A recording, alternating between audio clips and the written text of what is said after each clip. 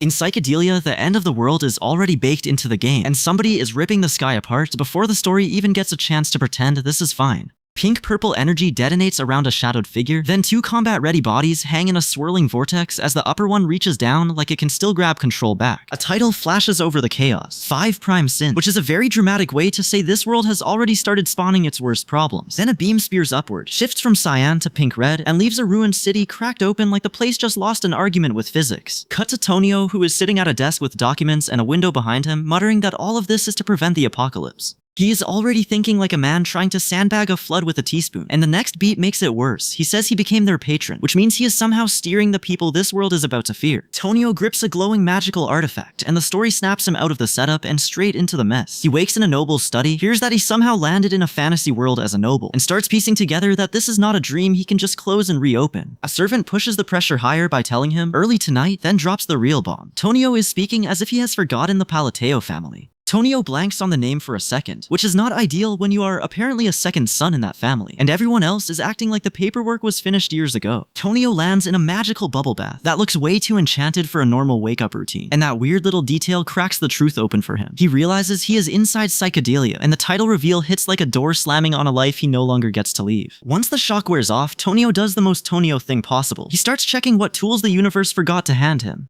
He complains that a transmigrant has no privileges at all, then figures the future villains are still children, so at least that part should be manageable, only to learn he has 0 abilities, which is a brutal way to begin an apocalypse prevention plan. The cast around him starts taking shape, beginning with Evan Allen's personal knight, who is identified before the scene even bothers to explain why he matters. Tonio keeps moving through the new reality with the kind of focus that says he is already treating people like future trouble files rather than acquaintances. He then runs into the ugly part of his own memory, or at least the version of himself this world has given back to him. A child grins desperately while an adult watches, and Tonio remembers that his face used to be far more expressive. Now it feels like he left his expressions behind in the real world, which is a rough exchange rate even by transmigration standards. That memory pulls him deeper into the version of himself that survives here, and he thinks back to his mercenary years before this life. Standing in the lit space with a child below him clutching a chain, Tonio reads the situation with cold clarity. He is not just waking up in this world, he is already becoming the guy other people will have to deal with. Later, Tonio starts checking off targets and tracking progress like a man building a disaster list with deadlines. He says the full moon is shining to cheer him on and moves to the second target, then lets a surge of magical energy spill out of him while he keeps pressing forward. The hunt does not get cleaner from there. Tonio digs through a library looking for anything tied to the third boss, is annoyed when the trail goes cold, and then turns toward the speaker with 2 books in hand and the cryptic IVKN in front of him. Before the identification card finally lands the point, this is Tonio Palateo, the second son of Count Palateo. Tonio keeps the smaller opponent pinned, then tightens his grip and wears that calm, confident look like this is all routine. He hauls the guy up and dumps him straight into the ground, because Tonio does not do gentle when he wants control. He follows through by smashing into the door or barrier with full force, and the tiny M only makes the hit feel meaner. That slam rolls straight into the next scene, where the story cuts away from the fight and back to the Kalman Kingdom, a royal capital built around a palace that looks far too pretty for what is coming. From there, the tone snaps into disaster. A figure stands under chaotic red and purple magic. Another is shown crouched low with both hands locked on something, and then a third starts floating in swirling violet and blue power. Someone even spells it out over the chaos. This later becomes the Sin of Sloth, which is a very ominous label to hand out while the guy is still airborne. The next images go fully feral, with a face twisted into a scream, a clean slash ripping through the motion, and then a silhouette swallowed by a huge magical blast. The body drops through neon wreckage after that, and the narration drives the point home. Players of Psychedelia found this arc to be the most disturbingly violent, which is a polite way of saying the game really went for the throat. That carnage sits against a calmer memory of why Tonio moves like this in the first place. He says he sent someone to the orphanage because it is not the right time, while Tonio stands in a quiet pasture with 2 others nearby.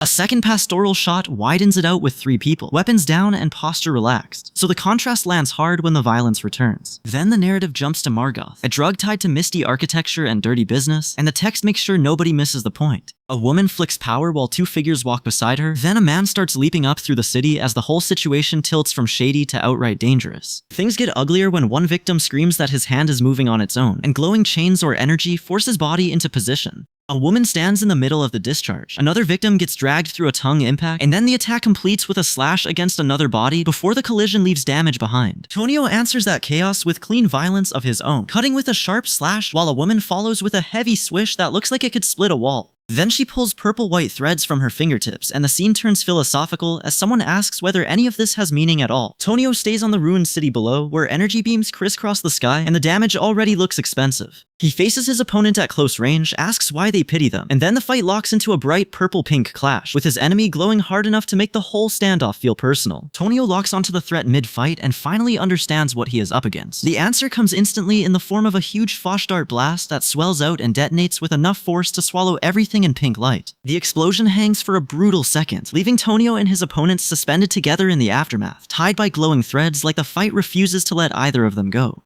Then the blast drops toward the city with a flash, and the impact tears across the urban area in a blinding hit that makes the place look carved open. Tonio raises both hands as purple-pink power pours off him in widening waves, then throws his hands open and keeps the energy surging outward. The whole thing keeps expanding in clean circles, which is a nice reminder that his idea of restraint is mostly theoretical. The scene cuts to 5 figures waiting before a large mansion, and Tonio's attention shifts with them because this is where the children matter now. He remembers how broken they used to look, then sees them bright and active inside the orphanage, and that change tells him his interference is actually working. Tonio pushes back when someone acts surprised that he cares about the orphanage, because the whole point was never to leave those kids behind. A letter backs him up, saying everyone is healthy and some of the children are developing especially well, which is the kind of update that sounds ordinary until you remember how bad things used to be. Tonio stands there proud of the progress, and then the story jumps into why that progress matters so much. He remembers how the Prime Sins started out. Even as children, their temperaments were already terrifying, so his confidence comes with a hard edge, because he believes saving them early is the only reason they are not monsters yet. He keeps training himself, channeling magic through his hands because surviving this world is still part of the job. Then he fires magic toward a standing figure, while the narration warns that the Prime Sins also target nobles, which is a great detail to learn after the dangerous people have already started swinging. A red-haired fighter cuts in with a violent blade strike, and nearby a woman watches a boy levitating on ribbons of energy with a dull plop of an effect hanging over the moment. That scene rolls into the title reveal for Solan, the Sin of Pride, and then into Renee, the Sin of Greed, who immediately orders the corpses dissolved without leaving a trace. The focus shifts into a stone chamber where a faction gathers under a hard light, and then a mystical flash snaps a face into view while hands gather aura. The command comes next, come to be as the great moon wills them, and the assembled members look up at a floating figure hovering above them like the room just got handed a new problem. The Blue Moon Cult finally gets a name to go with the creepy moon talk. It is a secret organization that worships the great moon, and Tonio can already tell this is not the sort of club with a punch card. Then the doctrine hits a snag, because someone admits there is one problem even under perfect guidance, which is a very ominous thing to say while standing in a room full of hooded loyalists. While the cleanup continues in the south, a worker turns up a dangerous note and brings it straight to a subordinate, because apparently this place files murder plans on paper. Tonio reads the line about the elderly count dying first, then the third child being quietly poisoned, and that single scrap of ink makes the whole operation smell a lot bigger. Before anyone can talk that through, magical force detonates through the area and wipes the moment clean. The cult's neat little warning turns into a massacre, and Tonio is left tracking the aftermath instead of the paper trail. The Blue Moon members gather at a funeral and speak over their dead like they are still part of the family, which says enough by itself. Tonio stands there hearing them say "Our Father," and the scene snaps back to the night before, where the Count's funeral is already underway and nobody sheds a tear. Elsewhere, a masked figure floats above the mansion while 2 others move below, and the whole setup feels like a cleanup crew that never learned subtlety. A servant asks the master for the next order, gets told to start packing too, and Tonio's own thoughts drift toward getting himself back at the manor before the situation gets worse. Then the inner voice gets uglier. He remembers someone considering poisoning another person after the father dies, only to have the target volunteer to move away. With that motive gone, the killer loses the reason to strike, which should be reassuring, except the next words are a masked man asking if that is an order to kill, and then blurting out what is going on. The answer arrives with steel, because a masked fighter squares up with sword in hand just as Blue Moon surges forward and slams power into the defense. The opponent catches the blow with crossed arms and still takes the impact. And now Tonio is watching the cult's enforcer prove that their faith comes with very real muscle. Blue Moon keeps pressing and spells out the creed behind the violence. The Crimson Moon gave them their purpose, and Blue Moon serves as the Great Moon's sword. He adds that if anyone threatens the Great Moon, they will answer with force of their own, which is a nice way of saying the blade gets to choose how messy this becomes. The story jumps ahead 2 years, and Tonio notes that the Heaven trial in Rodmill ended after only 3 days, so whatever he was expecting, it took longer than that.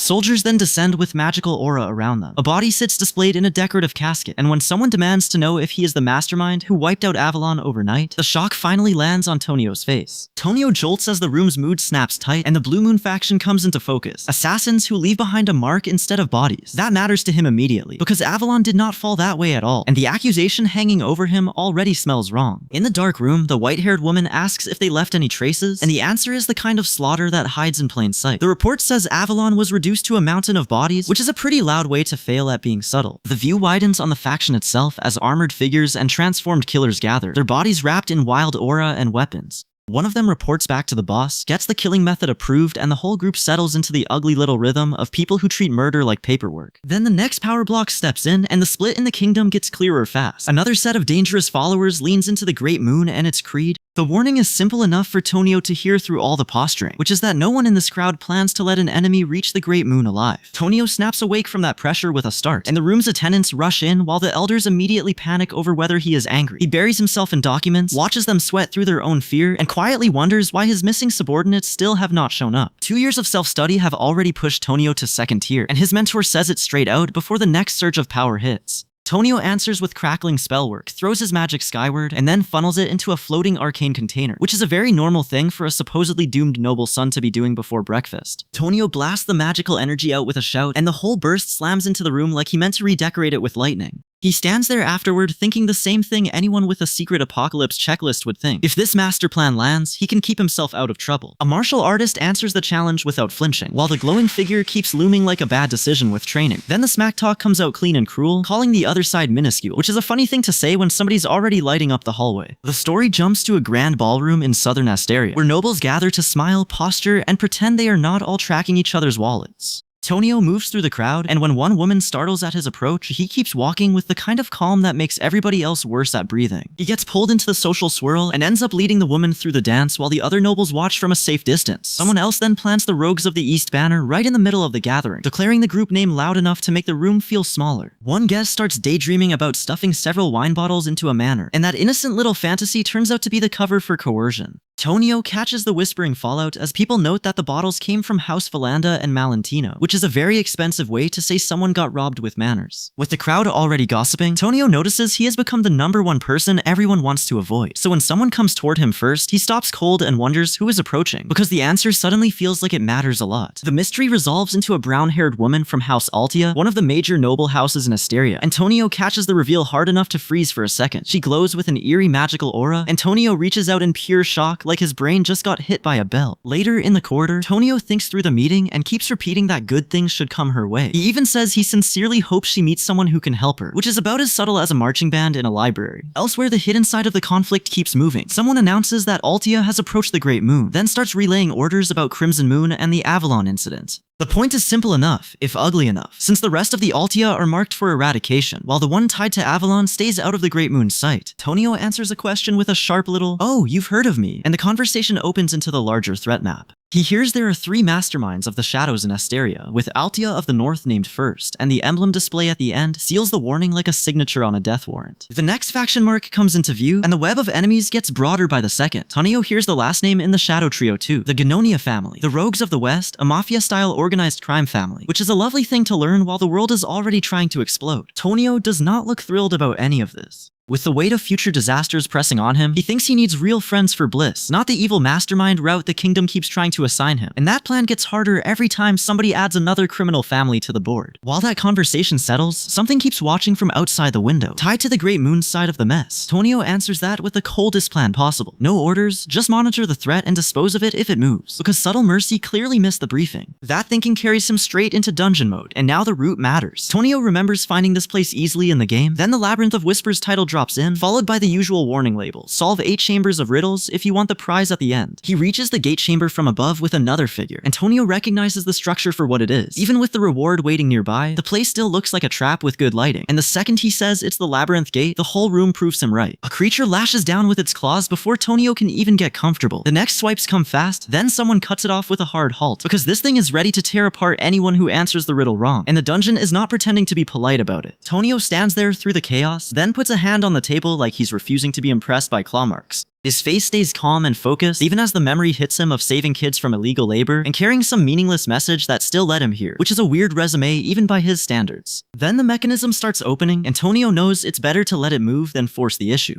He also remembers seeing savagery up close and feeling sick at the sight, so when the ornate rings and jewels catch the light on that dark hand, the whole chamber feels one breath away from a very bad choice. The tension finally snaps into confrontation, and one side demands to know what the other already knew. Tonio squares off against the opposing form, both sides shift for combat, light cracks through the clash, and the exchange slams together so hard that the follow-up strike lands like a verdict. Tonio's companion shouts for the young master to find the exit first, and that's fair advice when the room is already coming apart around them. Tonio keeps his weapon up as pink energy tears out of it, then pours straight down like he's trying to drill a hole through reality with pure bad manners. The charge thickens fast, turns violent, and then detonates in a massive blast that rattles everything in reach. The pressure keeps rolling after the hit because one loud explosion apparently wasn't rude enough on its own. A glowing golden seal sits in someone's hand as the force keeps hammering forward, and the figure throws up an arm just to stay upright. The wind roars so hard it swallows the room, and something vast starts pressing in behind it. That pressure opens into a cosmic void-like presence, scattering particles everywhere. As it finally starts talking, it orders the speaker to state the 2 constraints to be imposed, which is not the kind of line you want from anything wearing a nightmare for a face. Tonio stands in the storm, facing away at first, then the whole thing shifts into a selection window setup wrapped in ethereal light. The rules are simple enough for him to hate immediately. Name the constraint, take the reward for clearing it, and keep moving toward the labyrinth. He holds up a golden ring and speaks up, and the ring answers by opening into a glowing portal path. When the question comes about what he wants from it, Tonio says the obvious monster survival answer: power to bend the laws of the world a little more. The power swells, the portal reaches full activation, and the whole thing gets approved like he just passed some very weird cosmic paperwork. Tonio waits with his cape flaring, then cuts in with one more hard push before stepping through. That push dumps him straight back into combat, where Tonio clashes at high speed with an opponent wrapped in glowing force. A red spiral symbol fills the chaos. Then the fight breaks upward into midair as one of them rises with a glowing orb and the other comes down with a blade. Their weapons lock with a flash of light, and the clash hangs there long enough to make the next move matter. Tonio channels lightning through his body, extends his arm, and then draws it all into a blue orb cupped in his hands like he's preparing to answer violence with a much brighter problem. Tonio stops holding back and pushes the setup all the way through, letting the constraints and boosts do their work before he drives the attack down.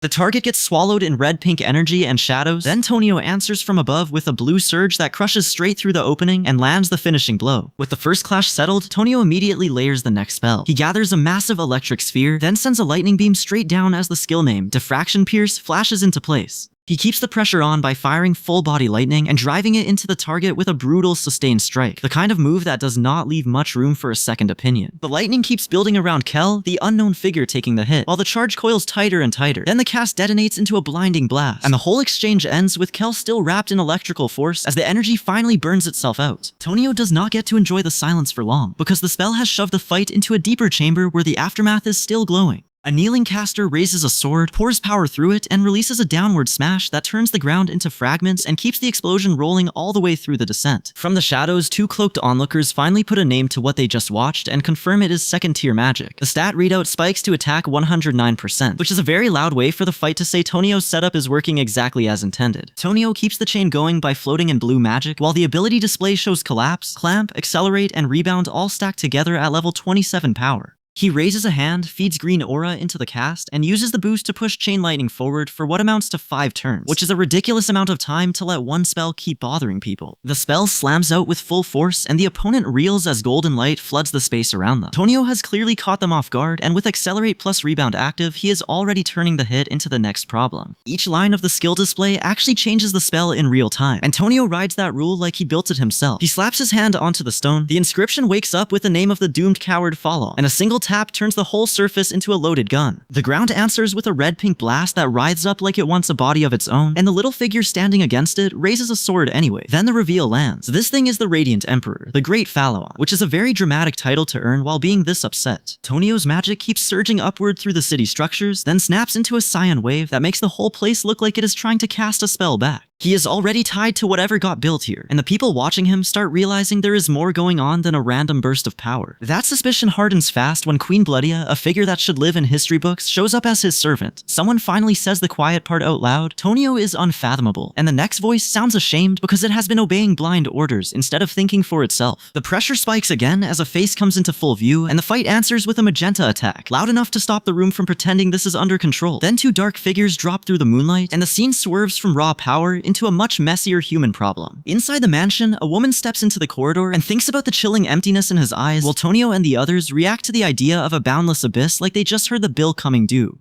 2 figures stay restrained nearby, then one of them snaps free and gets swallowed by a glowing spiral before anyone can settle down. The mood stays ugly as a man looms over a woman in a cramped space, and Tonio hears the warning that watchful eyes are all around them. That warning lands right as Lady Kalia gets called out in the hall. Tono reaches out with a purple glow, and armed guards end up face down under a heavy magical aura. The woman at the center of it notices the seal never triggered, which means the secret stays buried for now. That matters, because the next cut jumps to the Altia estate rolling in with its own clunking cargo wagon, and the talk turns toward what kind of man Tonio really is. The realization sharpens when someone says he has the same cold eyes as the father figure of the underworld, and Tonio answers the comparison with that same hard stare, white eyes glowing, and face locked in place. From there, the conclusion follows fast. He is not the kind of man who takes a deal with all the risk and none of the reward. At the Altia estate, the three siblings get a quick formal introduction. Marlian, Pyron, and Keek, the family names that keep hanging over this mess. Then Tanio's side of the operation kicks in, with his hand over a web-like structure as he coolly insists he has nothing, which is exactly the sort of statement that makes everyone else trust him less. Tonio's answer lands him in a dark space ringed by glowing symbols, and the whole thing turns into a pressure cooker of thoughts and fear. He stands at the palace steps alone, admitting he has survived this long by scraping by on his father's mercy. But now even he is left wondering what move is left. The alarm finally breaks when someone shouts for Loria in a panic, and the next voices pile on the shock. People scatter as Kaeg and the others are said to have taken their own lives, which sends Loria from confusion into raw disbelief because that explanation makes no sense at all. Loria's shock turns physical, the kind that leaves claw marks and a face twisted by pure strain. Rainy light cuts through the frame, Lord Tamalian gets named as the next piece of the fallout, and two cloaked figures stand back to back with ornate swords, making it clear this city's problems are now coming with steel attached. The panic reaches Marlian too, with a shout driving straight at her and Tonio's operation snapping into motion. He darts through the city in a blur of dart and swish, finishes the mission cleanly, and lands hard enough to throw up a whoosh, because subtle exits were never really the plan here. Tonio catches his breath with a sharp gasp, and the praise that follows makes his real shape clearer. Good things come to the one who keeps his word, and the one with hidden talons rises only when it matters. That's the bridge into the darker truth, because this isn't random cleanup anymore. It is Tonio building the kind of reputation that lets him steer people while everybody else thinks they are being manipulated by someone else. Elsewhere, a woman admits she has made a deal with the devil, and then immediately realizes it is too late to back out. That sits right on top of Tonio's broader pattern, because he is already moving pieces across the board while everyone else is just trying not to drown in the consequences. At the palace entrance, a messenger arrives bearing a gift from Duchess Altia, and the letter inside is signed by Laria Altia. The man reading it takes a beat, then realizes the obvious nightmare. If Laria is signing the Duchess's letters, then Laria is now the Duchess, and that kind of power shift does not happen quietly. While the Duchess is already buried in documents at her desk, the inner monologue makes the real damage plain. Even with the sudden death of her siblings, she keeps suspicion off herself. That leaves the final image hanging over the whole affair. Two shadowed figures embracing with weapons hidden behind them, which is a lovely sign that nobody here is actually done scheming. Tonio starts by locking in his alibi, calmly reminding everyone he was at the ball when the chaos hit. Then he drops the other half of the truth. His brothers and sisters already wiped out the secret organization, which means this mess reaches way beyond one sloppy attack. He stands there in a wash of glowing power, and the smile on his face says he is not just surviving this game world, he is moving pieces around it. Then his expression tightens for a split second, because whatever he sees next hits a nerve instead of a victory lap. That tension turns into a hard confrontation, with a glowing weapon flashing in the middle of it. When the ornate crest appears among the roses and stonework, Tonio pieces the real angle together. House Palateo sits underneath this whole scheme, and somebody wants something from him, not just blood. He traces the trail to the patron behind it all, the lord of the underworld who grows power through business instead of brute force. The money shot makes it plain enough, with wealth piled around the figure, and Tonio already looking like he is plotting 3 moves ahead on a giant chessboard. From there, the game gets more political, because someone is already stirring the kingdom from the shadows, while Tonio, under bare branches, waits for the patron to make contact. A framed woman and a polished portrait follow, which is a very tasteful way to say this network has a face and a plan. Then Tonio squares off with another man, and the shock on the right tells you the exchange lands harder than it looks. Later, seated in a library with a letter in hand, Tonio makes it clear he is not doing any of this for revenge, which is a nice way to say he has bigger problems than personal grudges. Those bigger problems start taking shape fast when Deus gets the sword and Renee gets the gift of Inquisition, both of them transformed as their roles are assigned. Then Solan and Radan step in under their new titles, and the moment they collide, the story starts treating these gifts like loaded weapons instead of pretty labels. The pressure keeps building as something strange hangs in the sky. Antonio reacts to the blonde figure twirling through the motion below it. A close-up on an unusual pair of eyes, then a brutal stare makes the whole scene feel like someone important is about to speak or strike first. 4 figures finally gather in formal stance, and the tone shifts from motion to command. One of them says everyone has already read what they need to do. Another points out that the instructions mention where to find the present, and then the line gets strict fast. Nobody speaks of Blue Moon unless he brings it up first. After that, the viewpoint lifts above the courtyard, where the group below waits under that order like they understand exactly how serious it is. Books and documents stack up the old-fashioned way, and the final shot leaves Tonio standing in an ornate room with nothing to say, which is usually what happens right before he makes the next mess someone else has to explain. Tonio flips through the ornate grimoire and decides he is going to test the new powers himself, because sitting around and hoping the world survives has already failed once.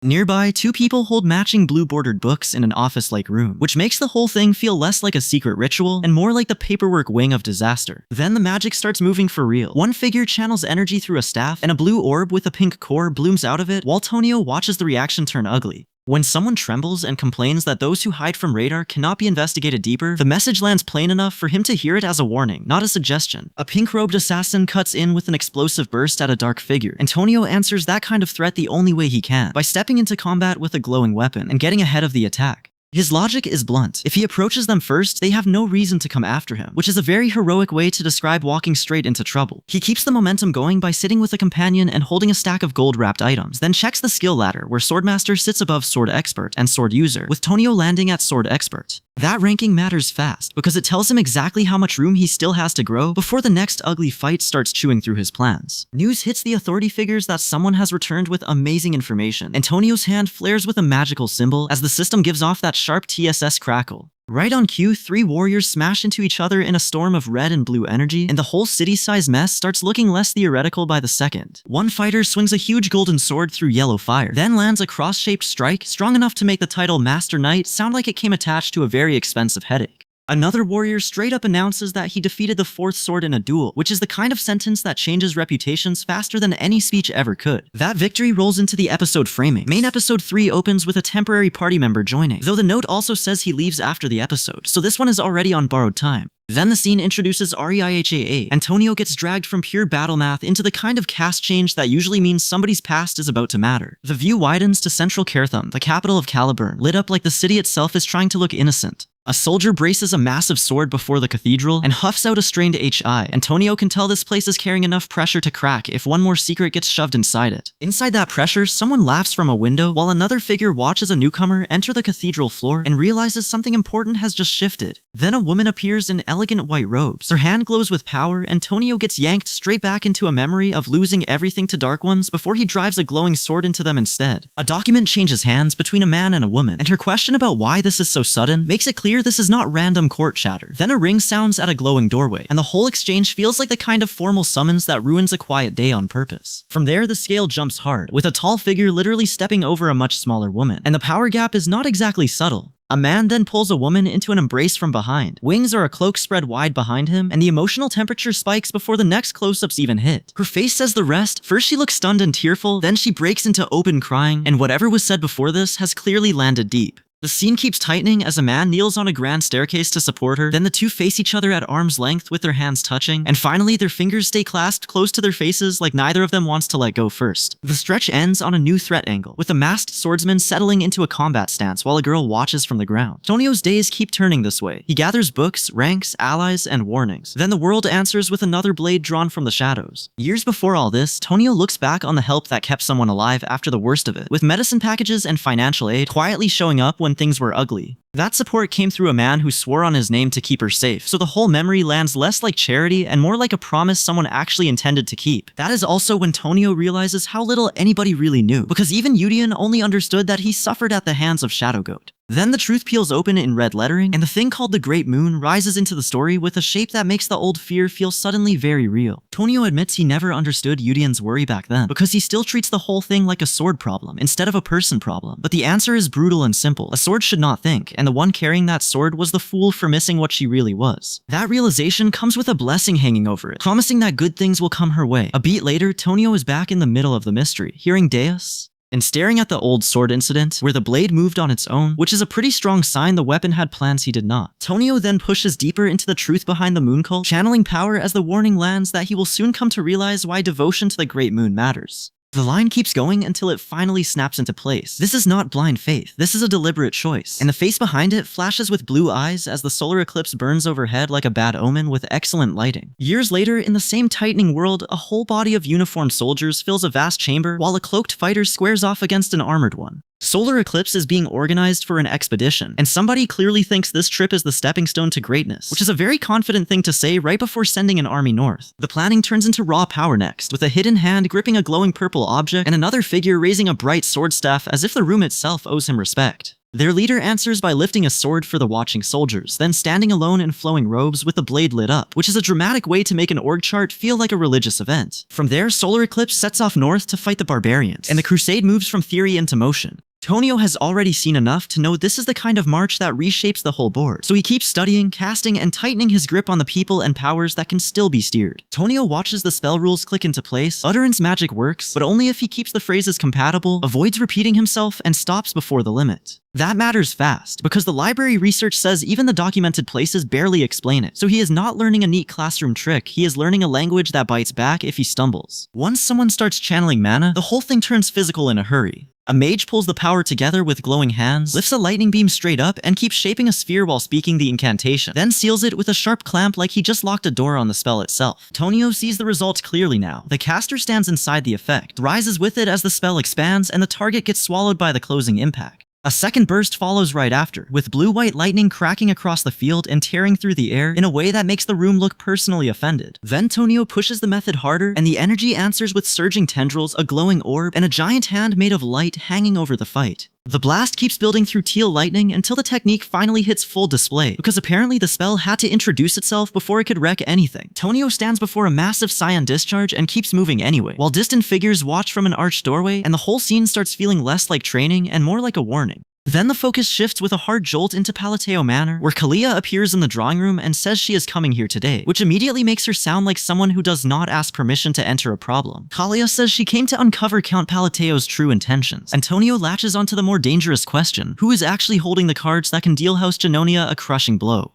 That line pulls the scene into rain-soaked menace, with a figure looming over a grand mansion like the house itself just got dragged into the argument. Tonio then snaps at the contradiction in front of him, asking what Kalia is doing here, then stumbling over the idea that this has anything to do with him at all. The awkward little me lands, because he is starting to realize the origin of this power trail is not just magic theory, it is tangled up with people who already know more than they should. Tonio catches the first ugly hint that a secret organization is shielding someone, and the whole conversation curdles into the feeling that somebody's careful plans just got wasted. The shock hits hard enough that both sides freeze. Then the air fills with raw magical pressure and glowing circles as the hidden power finally pushes through. Tonio stares at the effect and immediately asks whether that was really origin magic, because the difference matters and he knows it. The answer starts steering the room toward a broader truth, with the magic not being some simple blast, but a spell built to work for both attack and defense, which is a fancy way of saying it can ruin your day from either direction. Tonio turns the question back on the red-haired woman in his manner and demands to know what brings her there, while her formal pendant makes it clear this is no casual visit. The stormy aura around them keeps building, and the woman closes in on the table as if the room itself is listening. A blonde man cuts in and suggests paying Duchess Altia a visit. Antonio answers with that quiet look that says he already suspects the bigger problem. That suspicion lands on the other woman standing alone in the bright chamber, who hangs there like the scene has decided to make her the next piece on the board. Then the real reveal drops. The power they are chasing is Count Palateo's magic, not some random trick.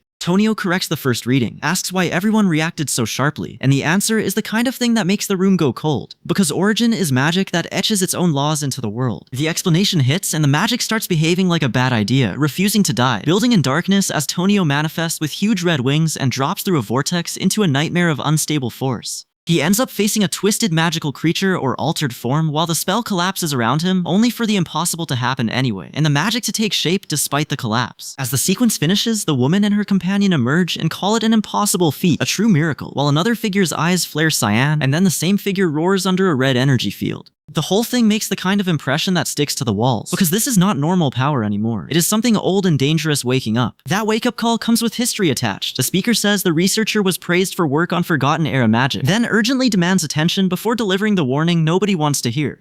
Never antagonize Count Paleo, because whatever game is being played here already has Tonio moving inside it without fully seeing the strings. The authority figure wants word on the children, but the reply cuts in that this is not about them at all. Something more urgent is already moving into place, and Tonio gets dragged one step deeper into the ugly little administrative machine behind all this chaos. A document changes hands, and then Evan gets told to do his part. The message is clear enough for Tonio's situation. Somebody has found a new lead, and now the adults are switching from talking to acting. That lead turns out to be a hidden treasure tucked away as a backup near the capital, with Colony named as the desert nation where the trail points next. So instead of more waiting around, the story yanks the cast straight into a cave run, because apparently the apocalypse also comes with treasure maps. Inside the cave, the golden artifact finally comes into view, and the woman cannot hide how thrilled she is to be holding it. Then she shows it off like she just pulled the world's most cursed jackpot ticket, and her eyes snap wide when she realizes what it really is. The artifact is not just shiny loot, it is the essence of the Golden Mane tribe, which makes the whole thing a lot less decorative and a lot more sacred. Once that truth lands, a winged form manifests around the bearer, and the room starts feeling like it just found the ignition switch. A golden hand flares on the raised platform, and the confirmation comes with it. This thing was real all along.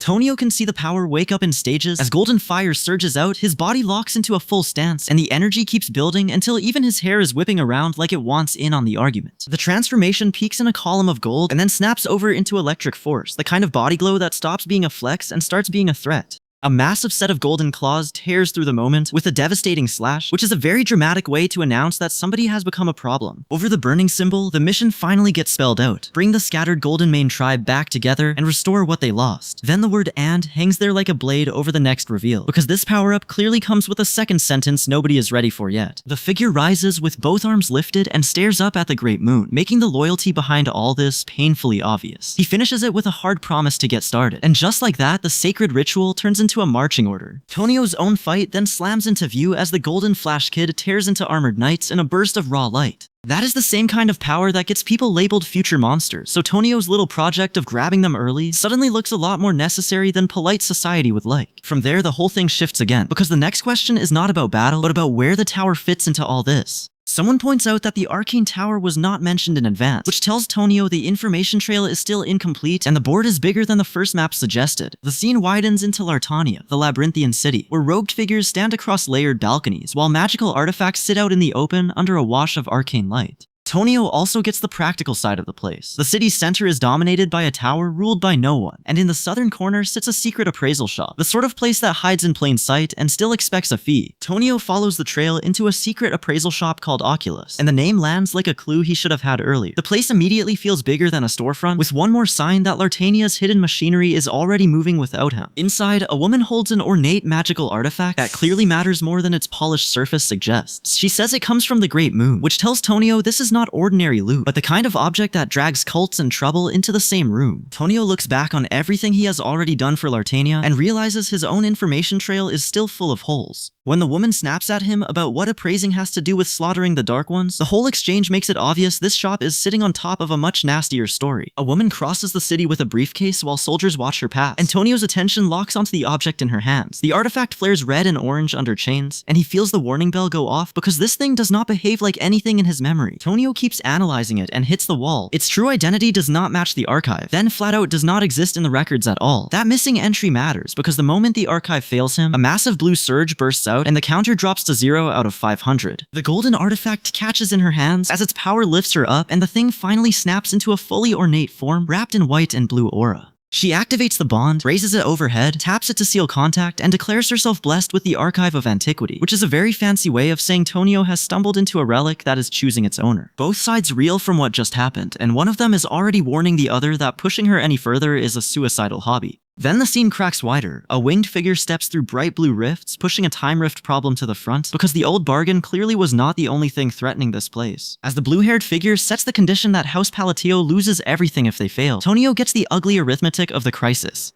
Someone dismisses the current target as pathetic, explains that time rifts are not usually forced shut by brute strength, and the beam overhead swells until the whole situation turns from negotiation into damage control. Tonio tells his companion that if they cannot do anything, they should leave, because staying put is how people become debris. Then a massive red spatial tear slams into view. The pair recoil from above. One woman finds her body locked in place, and the glow crawling over her arm hints that something far stranger is waking up inside her. The woman's eyes snap into something vicious and red markings spread across her face, and then she stands fully transformed transformed in a blaze of red aura. Whatever was waking up in her stops looking like a problem you talk through and starts looking like one you survive. Tonio and the others end up trapped in cracked space beneath those vine-like branches, frozen so hard even panic can't move them. One of them figures out the ugly truth out loud, that his body will not budge, which is a fancy way of saying the rift has turned them into scenery. A glowing circle slams into place around the captive, and the power name flashes in red neon like the world is trying to stamp the danger label on his forehead. Tonio and the others stare into the chaos and start doing the only smart thing left, reading the thing in front of them before it reads them first. Then the blue energy hits, and the poor guy folds around it while a warning screams through the exchange to stop thinking and abandon inversion. The woman pushes the blue power back over her own body, because apparently this fight has become less swordplay and more whoever understands the poison first. A massive red construct bursts up to answer her, and the whole exchange turns into raw force slamming against raw force. She swings back with her sword, the red and white energies collide, and for a second it feels like the rift itself is trying to bite through both of them. The red power finally clamps down in giant hands and crushes the target in a nasty vice grip, which is about as polite as an avalanche. Then the opponent's face comes into view, burning red eye, stitched mouth, and a spiked grin that looks stitched together by somebody with no interest in mercy. She still forces her way out, dragging herself above the monster's attack instead of staying under it. Her finishing blast detonates upward in red impact lines, and a huge seal opens below, which is exactly the sort of floor design nobody wants to see in a crisis. Once the violence settles, Tonio is suddenly in a futuristic chamber with another figure, and the whole mood shifts from survival to negotiation. He says he means to take the artifact from the rift, because if he can control what came out of this mess, he can control what comes next. The woman offers him the devices anyway, then suggests they seal it with a mana oath, so nobody starts lying with a straight face later.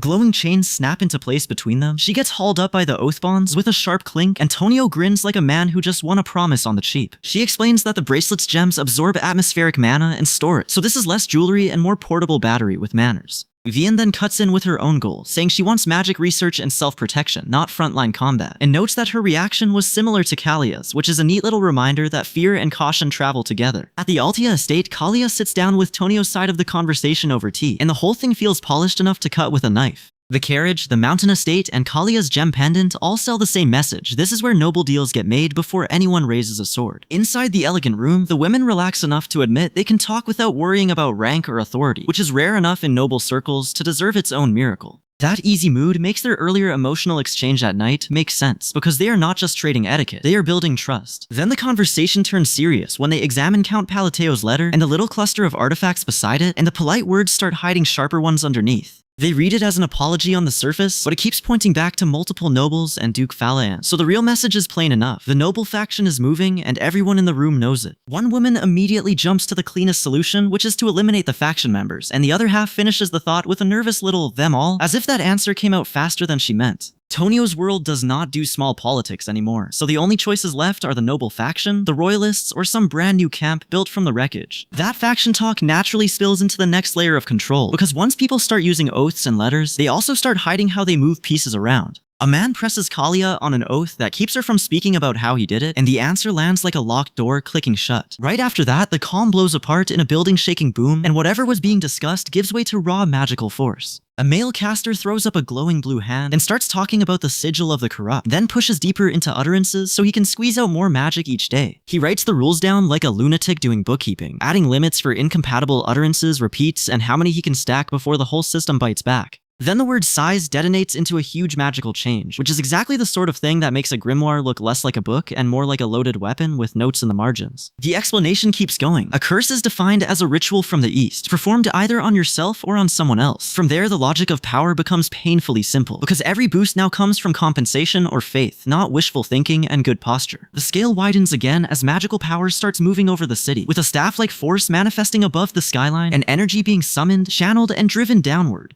One figure looks up at a robed entity, while the whole scene starts feeling less like a discussion and more like a ritual in progress. Then Rorke drops in through the air with enough ceremony to irritate anyone standing below, greeting her with proper courtesy, as if he is not arriving dramatically from above like this is his private stage. He explains that for 20 years he was a failure who could not even sense divine power, then says the breaking point came when he stood on the edge of giving up in despair, and something supernatural answered him instead. A crack of divine force snaps through the air, and Rorke drops to his knees in pure shock, the kind of stunned silence that says the blessing hit harder than any speech ever could. Then he starts to rise with the realization creeping in, and the answer comes with one simple command: pray to the moon. Once he obeys, the power settles over him under the moon and stars, and Rourke stands up, changed, blessed, and looking a lot less like a man and a lot more like a walking prayer answer. Someone else cuts in with the kind of advice that sounds vague until it starts working, telling him to have faith and he will find the way. That faith stops being abstract, the second golden divine power floods out of a figure on the next beat, then gets driven straight into a glowing sword. The narration makes the lesson plain. He gains control of divine power, gets ecstatic, then admits he fell for temptation, because borrowed power from divine authority all comes with the same hook in its mouth. Later, the obvious question finally lands, and someone asks why they were told to pray to the moon that day. A hooded figure answers with a knowing smile. It is easier to gain from something that undeniably exists, which is a very polished way of saying the moon is doing the heavy lifting here. The explanation turns outward, and now the moon itself becomes the point, glowing over the scene while two people appear in the church windows and call the goddess the moon after all. Then a glowing orb hangs in the sky and someone says, "Mister," which makes the whole thing feel less like a prayer circle and more like a cult that has decided to be extremely sincere about its lighting. With that threat in place, another figure steps forward and asks if they would care to join in prayer, and the whole event stops being personal and becomes public. Tonio now sees the shape of it. This faith is not a private comfort. It is a recruiting engine with robes. The camera of events pulls back into a grand hall packed with a gathered congregation facing the stage, and a lone figure climbs the staircase toward the altar through a wash of magical effects. They rise to the center above the crowd, raise a hand in blessing, and lead the room in prayer to their lord, as if this is the most normal thing in the world. The priestess takes over from there, gesturing upward with her ceremonial staff while floating a little above the floor, and the prayer swells around her as energy pours through the hall. Behind the temple, a massive glowing moon blooms into view with a symbol at its center, and the congregation keeps chanting toward the great moon like they already know exactly who is listening. Then the priestess turns the whole scene on its head with glowing red eyes and a smile that says she knows far more than she is telling.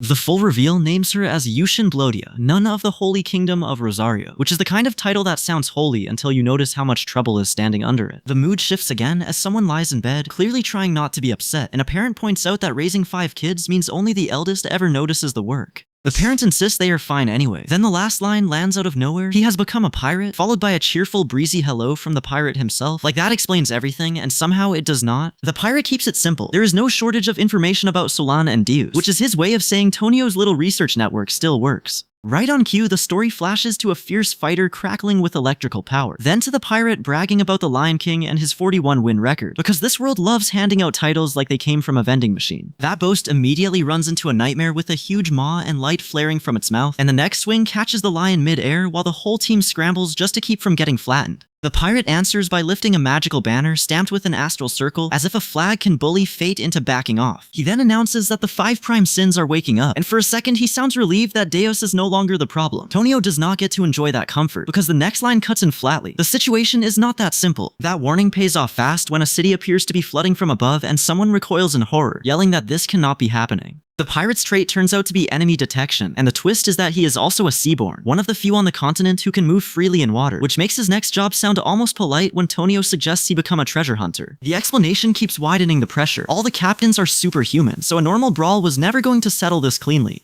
Tonio pieces together that the pirate probably beat them with elite gear he found somewhere, and that train of thought is interrupted by a supernatural figure appearing to a suited man with a nervous, my lord. The scene shifts to a grand castle city at sunset, then to a glowing sword on a dark wooden floor, with the narration pinning that place to Alcry the Slayer. The sword's history lands in layers. It belonged to a great pirate who received the Divine King's blessing through an offering, then got felled and replaced, which is a very elegant way to say this pirate ladder is built on bodies. From there, the story turns personal, with a man watching the city at sunset and admitting he was once just someone Tonio was thankful to know. Then a handwritten letter under moonlight, the flashback marker about barely escaping to the continent, and a violent burst of energy drag the recap straight into betrayal territory. The betrayal gets uglier from there. An armored figure drops in from above, a white-haired fighter gets hammered by the descending blow, and then a man cuts down a woman with a glowing white blade. The final sting makes the whole chain clear, since he sold her to a trafficker, which is a lovely detail if your hobbies include being irredeemable. The last stretch just lets the villain energy breathe, with a man standing to face the viewer and laughing like he already won. A glowing blue hand and more cackling fill the sky. Then the focus tightens onto a man gripping a glowing sphere while a woman watches below, before both of them tinker around the artifact on a wooden platform, and the energy transfer crackles across the ground. That finally gets the rules spelled out. Only chosen great pirates receive the Divine King's blessing through an offering. So what looked like swagger and noise is actually a power system with a very ugly toll. Tonio can now see another future enemy cluster forming right in front of him. Years before all this, Tonio watches the sea power finally click into place, and the whole thing comes with the usual ritual price tag no one ever advertises up front.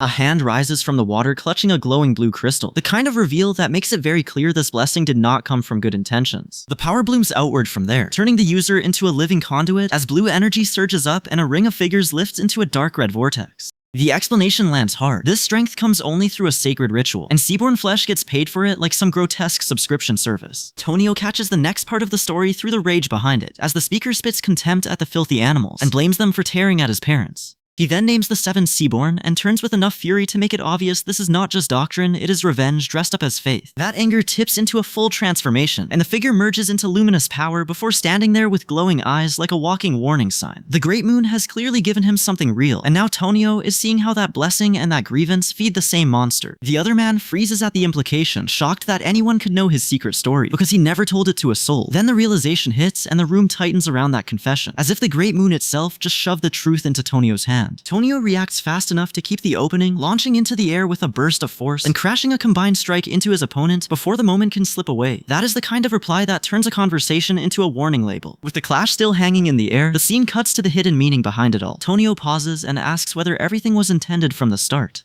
A pendant flashes a blessed ship, fireworks, and then a full cosmic glow, while another view shows a golden orb threaded with blue energy, like someone trying to bottle a storm. The answer comes in pure motion as energy blasts upward. The frame shakes with a sharp dark of speed and a boulder hanging above, and the figure drops back through a bright field instead of staying safely upright. By the end, he is suspended inside a flood of blue water and light, still holding the golden orb aloft as if the whole ritual is dragging him deeper instead of lifting him out. The golden orb sits dead center in a massive cosmic mandala, and the whole thing snaps into focus as the Great Moon name lands like a verdict. Tonio's not looking at a trinket anymore. He's staring at a power source that clearly has a religion attached to it, which is always a lovely sign. He opens an ornate box stuffed with glowing rings and gems. Then those little spirit lights drift out into the dark void above the seabed like the ritual is leaking its guts. Whatever the ceremony is, it's bigger than a blessing and a lot less subtle than a locked drawer. Someone finally admits he was foolish to think this man was just a person to be grateful to, and that confession explains the shift immediately. Tonio's power is not coming from kindness, it's coming from a bond he misunderstood until now. Golden chains and relics whirl around him as the magic keeps tightening, and then the line finally lands. He was gifted everything needed for vengeance. The pendant in his hands stops looking decorative and starts looking like a contract. Tonio spells out the point of the whole gift himself, because apparently revenge is never enough on its own, and conquest has to get a seat at the table too. He says it plainly. He's here to take revenge and conquer the 7 Isles. Then the creed cuts through the noise. He reminds the listener not to forget that everything they do is for the Great Moon, and that turns the whole thing from personal vendetta into ordered devotion. Tonio catches himself on the phrase and wonders why it ever felt unimportant. Then the narration answers by calling it faith. That grew slowly until it became undeniable. By the time he looks up at the Great Moon, his heart has already picked a side. That devotion hardens into the practical kind of problem Tonio always ends up handling. Bandits on the travel route mean extra manpower, so the road is already turning hostile. Once that danger is on the table, the story pivots into the battlefield mess that follows. He reflects on the old reputation of a tyrant who dominated the eastern underworld, and House Palateo's wealth spills into view as coins scatter everywhere. The image makes one thing clear. This family's money and menace have been sitting in the same room for a long time. Now the eastern underworld is getting overrun by scavengers. Beasts press in, and humans end up staring up from beneath giant utensils, like this whole place is one bad meal away from collapse. Tonio's rise keeps dragging him through scenes where the powerful and the pathetic are both trying to survive the same chaos. Rumors say he only became Count Palateo by luck, but the shot from behind says he's already heard every cheap story people tell about him.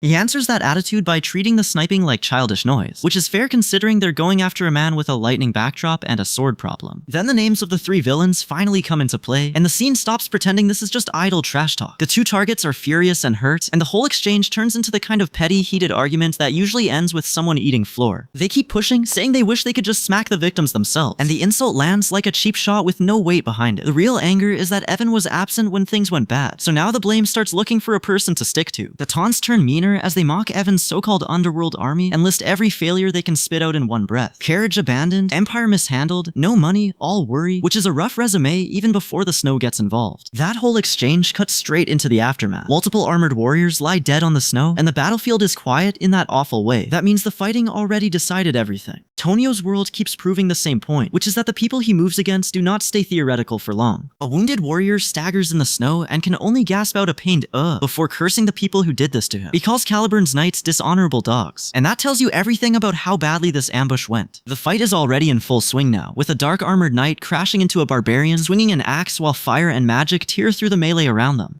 The barbarians do not lose here by accident either, since the next line makes it plain that Caliburn's knights baited them with a fake duel challenge and then hit them from the side. Slick move, ugly move, very effective. In the snow, Korga of the tundra lies broken and half buried, while the battlefield around him turns into a graveyard of crossed blades and dropped gear. He asks what happened to him, then admits the shame of his end, like even dying is embarrassing today. Kurga stays pinned there with a sword still planted above him, unable to close his eyes even as he says he cannot find peace. That is the kind of detail that makes the whole field feel less like a victory and more like a punishment. Then the air snaps with magical force, and the dead battlefield suddenly stops being dead. A dark figure answers with a cold little "my kin," standing over the bloodstained snow as flakes keep falling, which is a pretty rude backdrop for a family reunion. That figure calls out, "Call out to me," and the fallen soldiers start rising, their bodies and spirits yanking upward in response. He seals it with one final command, "Speak," and just like that, the war turns into necromantic command instead of simple slaughter. On another part of the field, a warrior with glowing blue eyes and an ornate mask keeps pressing forward despite the pressure. He swings hard, gets slapped backward by the impact, and still keeps getting shoved until the force starts chewing him into the ground. Someone starts a chant with "R great" and finishes it with "name," while a massive glowing form swells into being above the fight.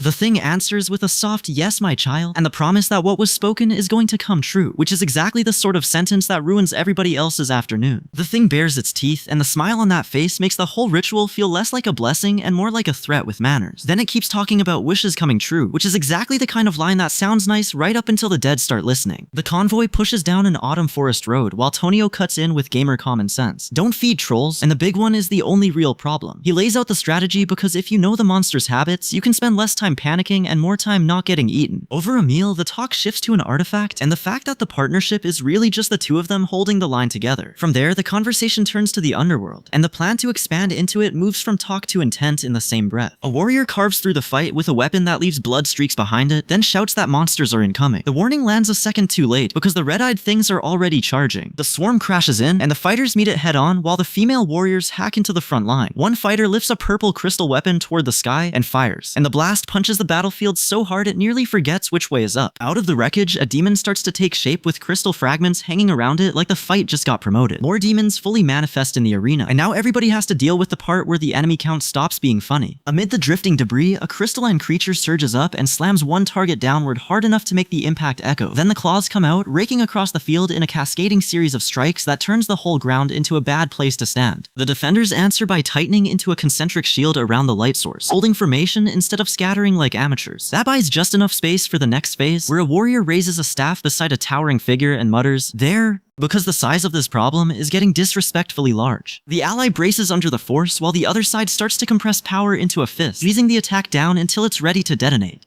Then the energy blows upward in one massive burst, and the warrior cuts through airborne enemies in the chaos like this is now a very personal argument. The purple field swells even wider as the ally stands there and screams through the strain, forcing the power into a tighter and tighter sphere. By the time the condensation finishes, the thing looks less like a spell and more like a disaster somebody put both hands on. Elsewhere, soldiers climb a vertical rock face while a massive creature looms overhead, so the battlefield keeps finding new ways to be annoying. Nearby, a shielded warrior squares off against a towering dark-robed opponent. Then Tonio stands alone as the army marches toward the glowing orb in the sky, and that's the moment someone finally slams off a massive skill with a single crashing burst. Tonio fires vacuum, and the hand-built circuitry around his palms flares as he starts dumping power into the attack. The whole thing swells into a full-body burst, then he comes out of it armored up, amulet glowing like he plans to fight the sky itself. The blast rips forward, slams into a glowing console, and the terminal answers with a loud glum like it just got punched awake. Then Tonio drives a massive multicolored beam straight down, and even the start of his shout gets swallowed by the output. The beam catches the energy sphere below, while Tonio drops through the air over the blast, and the shockwave throws a crowd of figures around like loose pieces in a storm. By the time the dust clears, he stands in the wreckage with his cloak whipping behind him while the aftermath keeps screaming around him. On the ground, armored warriors collide in a messy push while their leader barks for everyone to stay focused and ready for battle. Tonio answers by slapping on a glowing armband, then he launches into the air to hit the fight from above, because standing still is clearly not the assignment today. The battlefield turns into one huge knife fight after that, with slashes, counters, and one heavy impact landing hard enough to shake the whole line.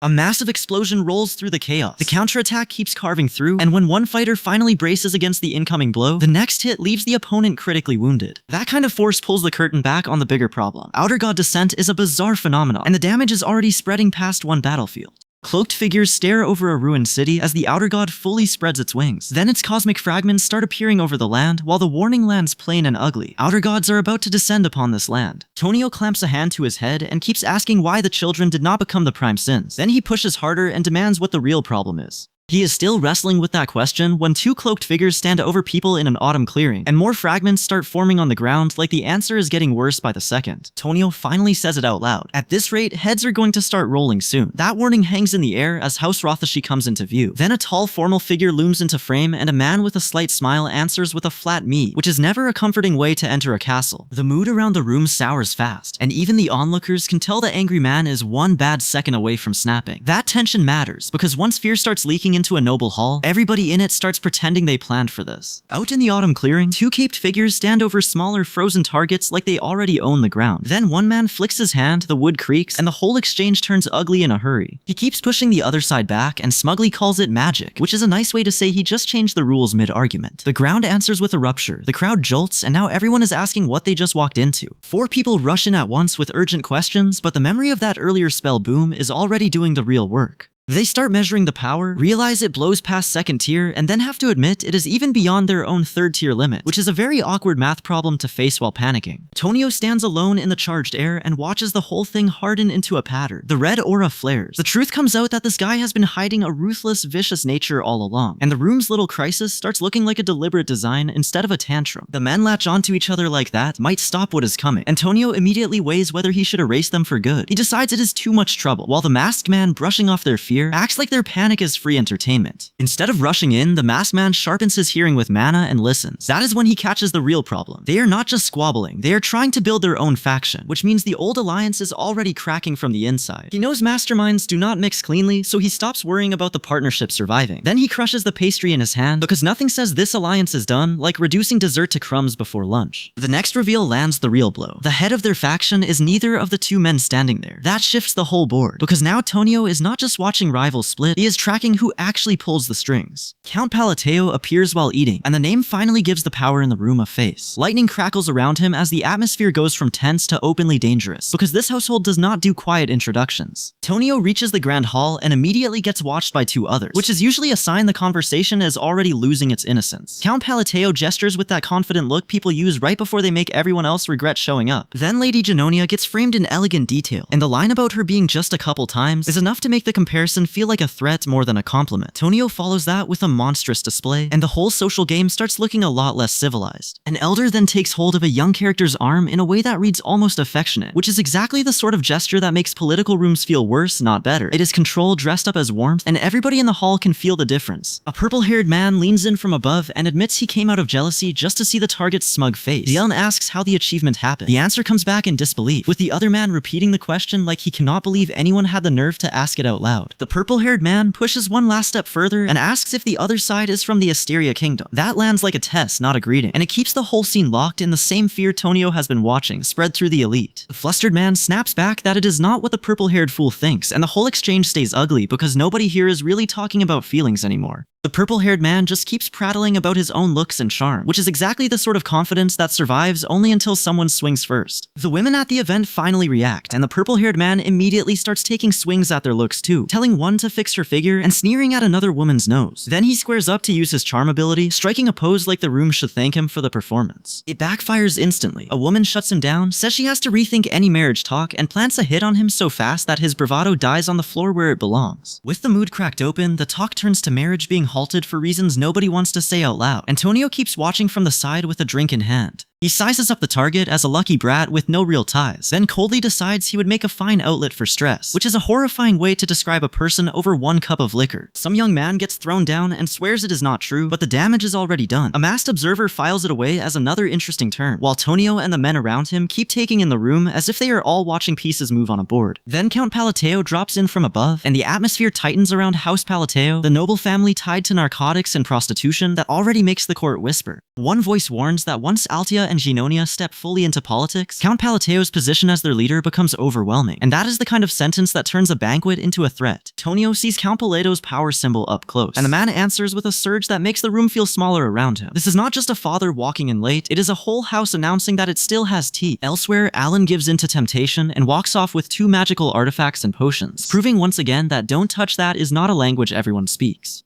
Back in the same social mess, someone remarks that fortunately things are still manageable, which is usually the kind of thing people say right before everything gets worse. The ceremony angle starts taking over the room as the host formally welcomes Marquis Mardanio, then moves straight into a public declaration that they will now share the same purpose. The speaker even says it pleases him that they agree, and everyone else goes along willingly, because in court politics saying no is often a hobby best enjoyed from a coffin. From there, the narrative shifts into selection and right. The right candidates are chosen, then put through a passage of worthy offerings, which sounds ceremonial until you remember how often ceremonies here end in blood. One figure marked as 9 sees the rumors drifting by and decides this is the chance to seize, while a woman reclines in an ornate chair with her eyes closed, looking calm in the way people do when they already know the room is theirs. Another voice says he can make his move, with a dragon hanging over the moment like a warning that the next step is not going to be polite. That push lands all the way in a cathedral wedding, where the whole thing finally locks into formal union instead of rumor and maneuvering. Tonio keeps his eyes bright with anticipation, then snatches the freebies without a shred of guilt when someone offers them up. One look at the news about an outer god descending on the north, and the mood snaps from smug to trouble fast. With the situation already slipping sideways, a man says they are on the way to Caliburn, and Tonio follows that lead instead of sitting around to admire the disaster. Another man admits he never wanted this to happen, which is a nice little confession right before a divine presence starts showing itself. A woman says she did her best to gather information as fast as possible, then immediately melts into a distressed stutter when the pressure hits. Cut to a man sitting alone and waiting, while the prophecy hammers home that the world will be tainted by otherworldly power, and the kingdoms will collapse into senseless war and bloodshed. Tonio does not panic, though he absolutely has reason to, and instead talks himself into a counter-strategy for the prophecy. He knows there is no guarantee it works, but he pushes ahead anyway, because waiting around for apocalypse to be polite has never been a great plan. That resolve kicks into motion when energy erupts from an ornate structure, and Tonio drops into a magical chamber, crouching with documents like a man trying to read his way out of a curse. Then a captain sees something off and reacts with pure shock, which is always comforting in a military setting. A white-haired officer in armor steps in and delivers the formal news, and the captain gets the postponement. The northern expedition is delayed by 2 weeks, so the whole operation stalls, which gives everyone just enough time to stare at each other and pretend this is normal. Tonio's attention shifts to a close portrait, and the system window spells it out. Elivan is the main character of Psychedelia RPG by Logrite. The match to the game art is obvious, so when someone asks if he is a boy because he is too pretty, the confusion practically writes itself. A tall figure hands Elivan a small object and tells him to take it, and the boy looks down at the thing like it just crawled out of a secret compartment.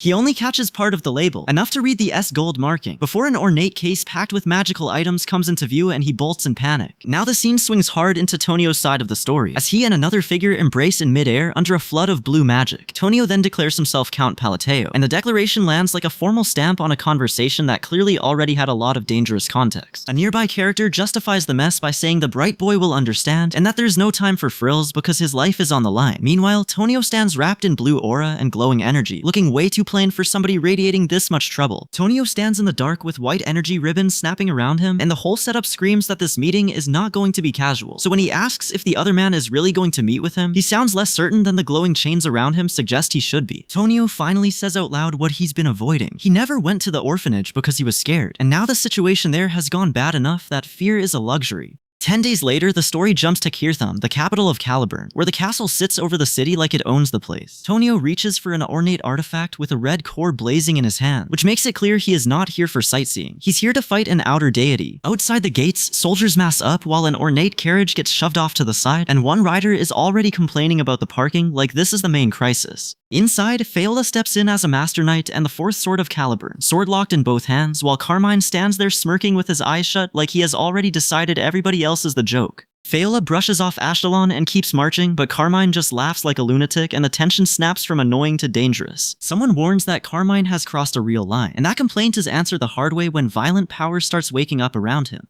An urgent message then comes through ordering Scum heading to Caliburn to be mangled to oblivion. So now the whole thing shifts from insults to a kill order. Nice and subtle, this is not. The attack spreads fast as figures drop in from above and an armed group closes around the carriage, turning the road into an ambush zone. One of them points his sword and orders every valuable thing taken from the carriage, because apparently theft is easier when you say it out loud first. The fight breaks loose on the ground, and then one combatant keeps pressing forward with the calm, ugly confidence of a man who has already decided he has nothing to lose. He justifies the move by calling the target a useless noble with no ties to caliber, meaning he thinks the robbery is safe and clean. That confidence lasts about 1 second before the ambush turns into a mid-air mess, bodies crashing through the sky, one of them bleeding, both of them eating dirt hard enough to hurt on impact. When the challenger spits out that Tanio's savior is being insulted, the whole clash stops being a side attack and turns into a direct standoff between rank and loyalty. The superior figure drops into the forest where his minions are waiting, still grunting from the landing, and the atmosphere tightens again as the next reveal starts to surface. Then the story finally points at the real back end of the setup. Alan was actually connected to this mess all along, and that twist is just beginning to come into focus. Alan finally stops playing small and transforms into a massive thing, and the first swing sends someone flying before the fight even has time to breathe.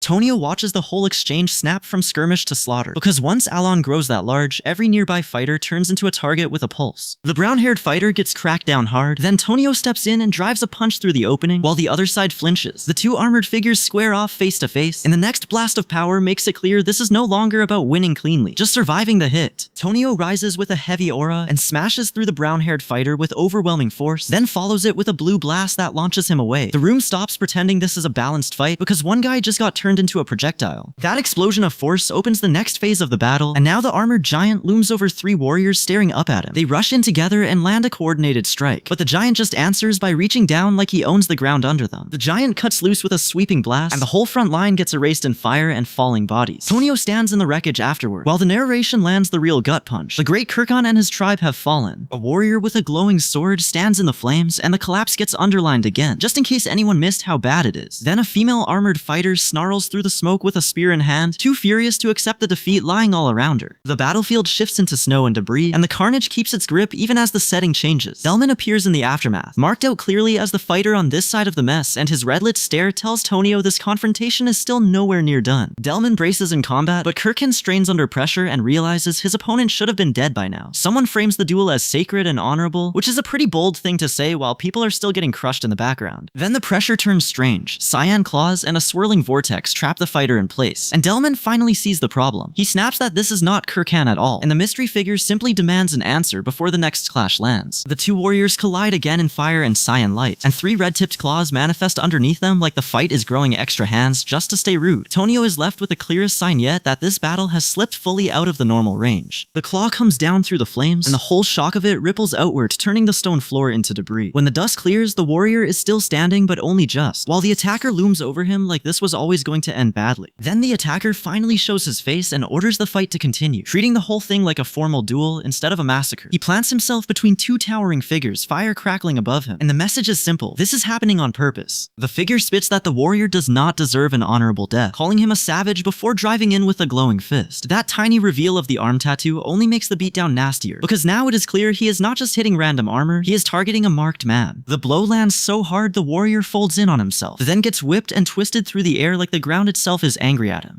He screams that it hurts, and the armored men nearby start dropping too, which is a real problem when everyone in the room is wearing enough metal to qualify as a walking pot lid. One of the fallen fighters begs for death while the force keeps smashing through the group, and the whole exchange turns into a public lesson in helplessness. A cyan blast, a second burst, and then another impact slam the target down so hard the floor starts looking personally offended. Tonio steps into the aftermath with blood on his hand, and those glowing eyes that usually mean somebody's day is about to get much worse. He addresses the defeated savages, and Altertus makes the cruel logic plain. These things were made from bodies whose right to death was taken away, so now he offers them the gift of honorable death. That sounds noble right up until the man looks up at the towering masked figure, gets grabbed, and immediately realizes this gift is arriving at full force. The defiant holdout doesn't flinch as red spheres hang around him. All attitude and no escape. Tonio still forces the fight forward, and the aftermath keeps screaming louder than the bodies ever could. With the violence settled, Tonio shifts straight into business and tells them he has a plan, because the North is already on his mind. He says he was preparing an expedition there, then starts into the part he clearly dislikes most, the favor that matters. That favor is specific enough to make the room tighten up fast, since Tonio wants the frenzied ring of pride from the royal treasury. Before anyone can sit with that, the vice captain cuts in and orders the northern expedition pushed back by 2 weeks, turning Tonio's timing into everyone else's problem. A hand grips glowing fabric, then a shocked woman freezes with a weapon still in her grip as the news lands. Someone talks about owing Caliburn's royal family a debt, which is a fancy way of saying this request is going to cost more than money. Right on cue, Evan appears and Tonio greets him like the timing is perfect, which probably means more trouble is walking in. Then the room turns into a gift mountain, with wrapped presents sparkling everywhere like someone tried to bribe a king with sheer volume. People start sorting through the pile and pitching one gift after another, including a bolo tie recommendation that sounds way too confident for fabric jewelry. One woman proudly offers a jeweled piece from a box, and the polite thank you that follows gets swallowed by a long, awkward silence. The silence gets worse when the purple-haired man goes tense, squeezing whatever's in his hand, while the woman worries he hated the gift. Another reaction lands on the word savior, and the whole thing starts feeling less like a gift exchange and more like a social ambush with wrapping paper. Then someone asks if they should get started right away, and another woman immediately tells him not to go that far. A woman in an elaborate pink dress enters sparkling like she brought her own entrance fee. Antonio's hand goes to her head with a sharp keep your before the sentence gets cut off. An older man balks at the younger one, calling him Mr. like he has no idea what kind of mess he has stepped into. The younger man snaps back with purple aura crackling around him and tells him to keep away from her, which is a pretty clear sign this conversation is already past saving. The tension spills over into a rough squeeze on the woman's hand or arm, and she reacts instantly. Then the scene eases into a sunset view of grand churches and towering buildings, because after that much squabbling, the world needs a hard reset. Tonio sits on his bed, turning a ring or small object over in his hand, thinking things through in that dangerous, quiet way he has. A chain clacks in the next beat, and somebody behind him reacts hard enough that the room turns from reflective to hostile in one breath. Word gets thrown around about the second prince getting slapped for showing disapproval, which is the kind of court news that spreads fast for all the wrong reasons. Then the hit itself lands, ugly and direct, and suddenly everyone knows this is not a polite disagreement. The mood settles on a dark armored warrior with a red cape standing ready, all hard edges and no comfort. He holds the frame as the last profile shot trails out, leaving the sense that the next problem is already marching in. Green-tinged magic hangs around the first figures, and Tonio realizes this is bigger than one noble spat. Across the room, robed men gather around a map while a purple-haired strategist keeps them quiet, which tells him the factions are already moving pieces on the board. Then the names start dropping like bad news on a ledger. Fiola, the fourth sword of Caliburn and captain of the Order of the Last Remnant, is on the move, while Delman the third sword dies at the eastern outpost, and Cariana the second sword gets wrecked at the western outpost. Tonio does not need a tutorial to understand the message, since the people guarding this world are bleeding out at the edges while something nastier gathers in the dark. From a distance, two watchers spot it first. Then the air itself turns wrong as a dark manifestation coils up with ominous mana. The explanation follows the hard way. Only those who have ascended or opened the inner eye can see this corruption, which is a very fancy way of saying Tonio is now dealing with threats most people would miss until they are already dead. Tonio stops watching and starts ordering the mana around, telling it to bend and condense until an orb takes shape under his control.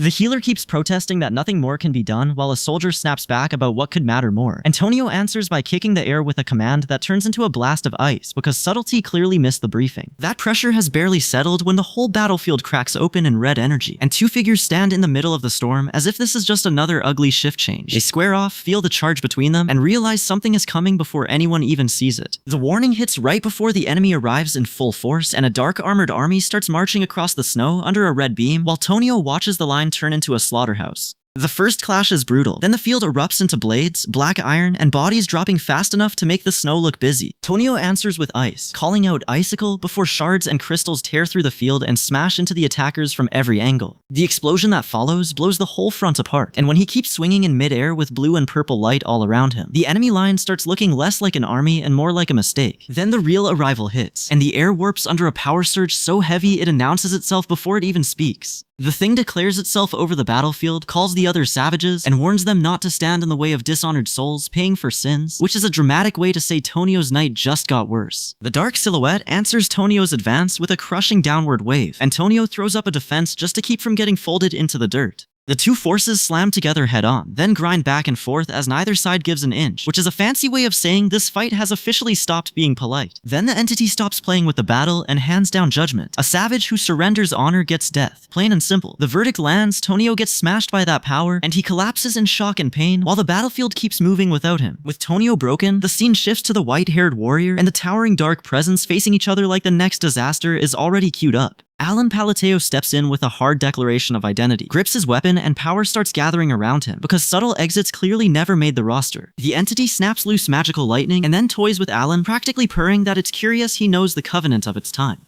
It grins as warriors rush in with slashing attacks, but the thing just wriggles through the pressure and welcomes the noble man into its realm like this is some cursed banquet invitation. Once they're inside that realm, the whole mood turns ceremonial and nasty, with everyone standing under the threat of judgment. The entity starts a binding incantation by Sacred Covenant. Antonio answers in kind by channeling cyan green power and setting up for the rule set that's about to turn the exchange into a brutal rhythm game. Tonio braces with a glowing yellow vessel in hand, clamps down on the spell, and condenses the magic tighter and tighter until the barrier hardens. Then he deepens it, eats the incoming red slashes, and the enemy keeps flinging more red energy at a wall that refuses to crack, which has to be irritating on a very personal level. The stored force finally flips back at the caster as Tonio's spell finishes, and the counterblast tears out with enough power to send the enemy reeling. The strike lands, the foe gets blown away, and a larger blast erupts across the field while Tonio stands there in a blaze of magic and wreckage like he owns the aftermath. The woman steadies her staff while something looms behind her. Antonio is already reading the room like a guy who knows the ending is a catastrophe. The spell circle keeps humming as he and the others push the fight into a more dangerous phase, which means this is no longer about brute force, but about what each artifact can survive. Tonio stands before the power circle with a glowing object in hand, but the exchange backfires fast and leaves him coughing with a magical hit and a potion clutched tight. The woman explains that it is a potion of transcendence, a remetheon brew that blocks extreme pain. Antonio's first thought is not gratitude so much as yes, that would help when the universe tries to delete you. When she asks what he plans to use the potion on, Tonio makes it sound like the answer is obvious. Without it, he would not still be standing.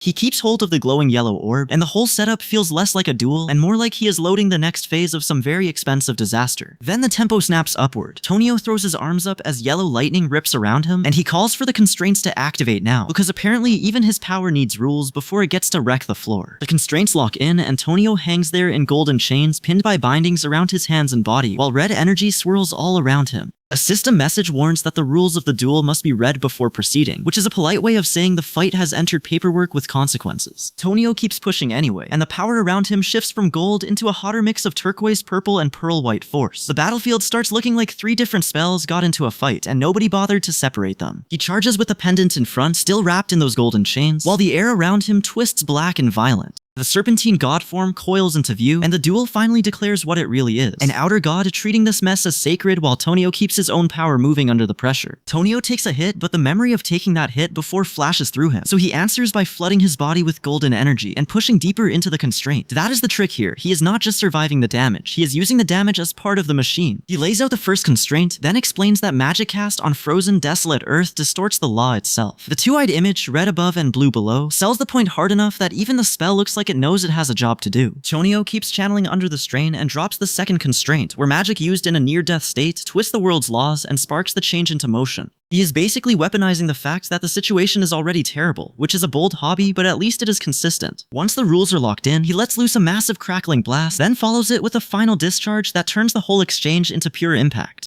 The last thing the scene needs is subtlety, so Tonio answers with purple lightning and names the third constraint aloud while opposing a deity with his magic. Tonio drives the spell higher and fires off Vanguard of Silence, then throws himself through the purple-white storm as the whole duel starts tearing apart around him. Lightning slams down, the barrier cracks, and he keeps pushing through the break anyway, because stopping now would be a great way to lose dramatically for no reason. The clash detonates in a massive blast, and Tonio stands in the wreckage, breathing hard while the caster panics and begs for total vaporization. Another attack snaps loose, and then the divine opponent finally manifests in full, turning this from a spell fight into a proper disaster. Tonio, still smoking from the exchange, admits he had far more time to prepare than the others, then concedes that his ultimate attack still fails after burning every bit of mana he saved. The new power answering him laughs, reads the will in him, and decides Tonio already has the right class for what comes next. That's when the divine voice links Tonio's situation to the bigger board, saying the dark and blue ones have already taken an interest in him. It passes power or an artifact over to him, calls him the bearer of their will, and tells him to summon it again when the usurpers finally crawl free of their restraints. Then the red chaotic being forces the real identity into the open, rejecting the false title and shedding into a humanoid form with white gold hair. It names itself Eldritch, God of Chaos, and suddenly Tonio is standing in front of a threat that is a lot bigger than one ruined battlefield. Tonio's attention drops to the belt the twins are wearing, and the game memory clicks immediately. That's the belt of the Forgotten One, the one that boosts damage by a ridiculous 100%. He recognizes it as a straight-up prize from his old knowledge, which is handy when divine monsters start handing out gear like coupons. Eldritch looms over him and asks whether it should kill the target, but Tonio snaps the belt active with a sharp shing and rises to meet it instead.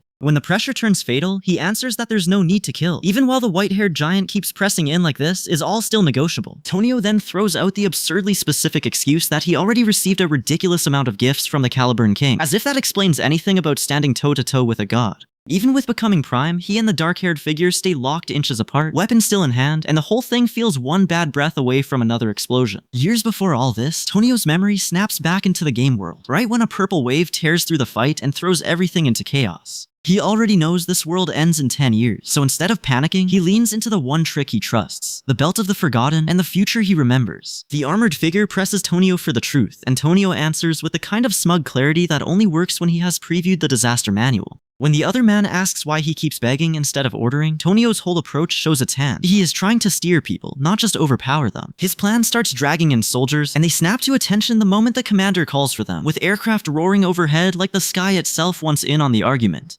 Tonio clenches his fist and admits the goal was supposed to be stopping the rise of the Prime Sins, but his grip on that mission has clearly gotten messy. Back in an office, a voice calls him the Vanguard of Silence, which is a very dramatic way to describe a guy sitting at a desk trying to hold a collapsing future together. Then the scene swings into a brighter, more personal memory where Tonio mentions family, and the next thing you know, an adult is holding a child in a protective way like the apocalypse can wait outside for 5 minutes. Tonio tightens both hands around an ornate staff or weapon, and the power answer comes fast. Magic surges out of him, and even a servant has to ask if this is really the Lord's power. The answer is yes, which is the sort of confirmation that tends to make everyone nearby stand a little straighter. Then the attention jumps to Great Moon, the deity worshipped by the Blue Moon secret organization, and someone excitedly blurts out that Great Moon visited Caliburn. Dea suddenly speaks up, which shocks everyone, and then Great Moon starts losing control while Yudian begins a counterspell, and somebody practically begs her to stop him. The fallout rolls outward into the city, where 3 distressed heads float above the skyline, and all anyone can say is later, "Save us." Right after that, people get distracted by a priceless artifact from the deepest labyrinth level, because apparently even Doom still has market value if it fits in a box. A tan-suited man shows up with a decorative box, and another character immediately clocks that this means some kind of connection to a master. From there, the story cuts to the Grand Council Assembly Hall, where Tonio rushes in late to his first assembly and has exactly the kind of panic that comes from learning politics has a start time. He hurries up the grand staircase with the others, then walks into the ornate hall with his MP completely drained, which is not a great look for a newcomer. Tonio already knows the seating split too, so he points out the royalists on one side and the noble faction on the other, before the room's weirdest arrivals start turning heads. A masked figure descends through the magical haze, and the whole council goes still as if nobody wants to be the first person to blink.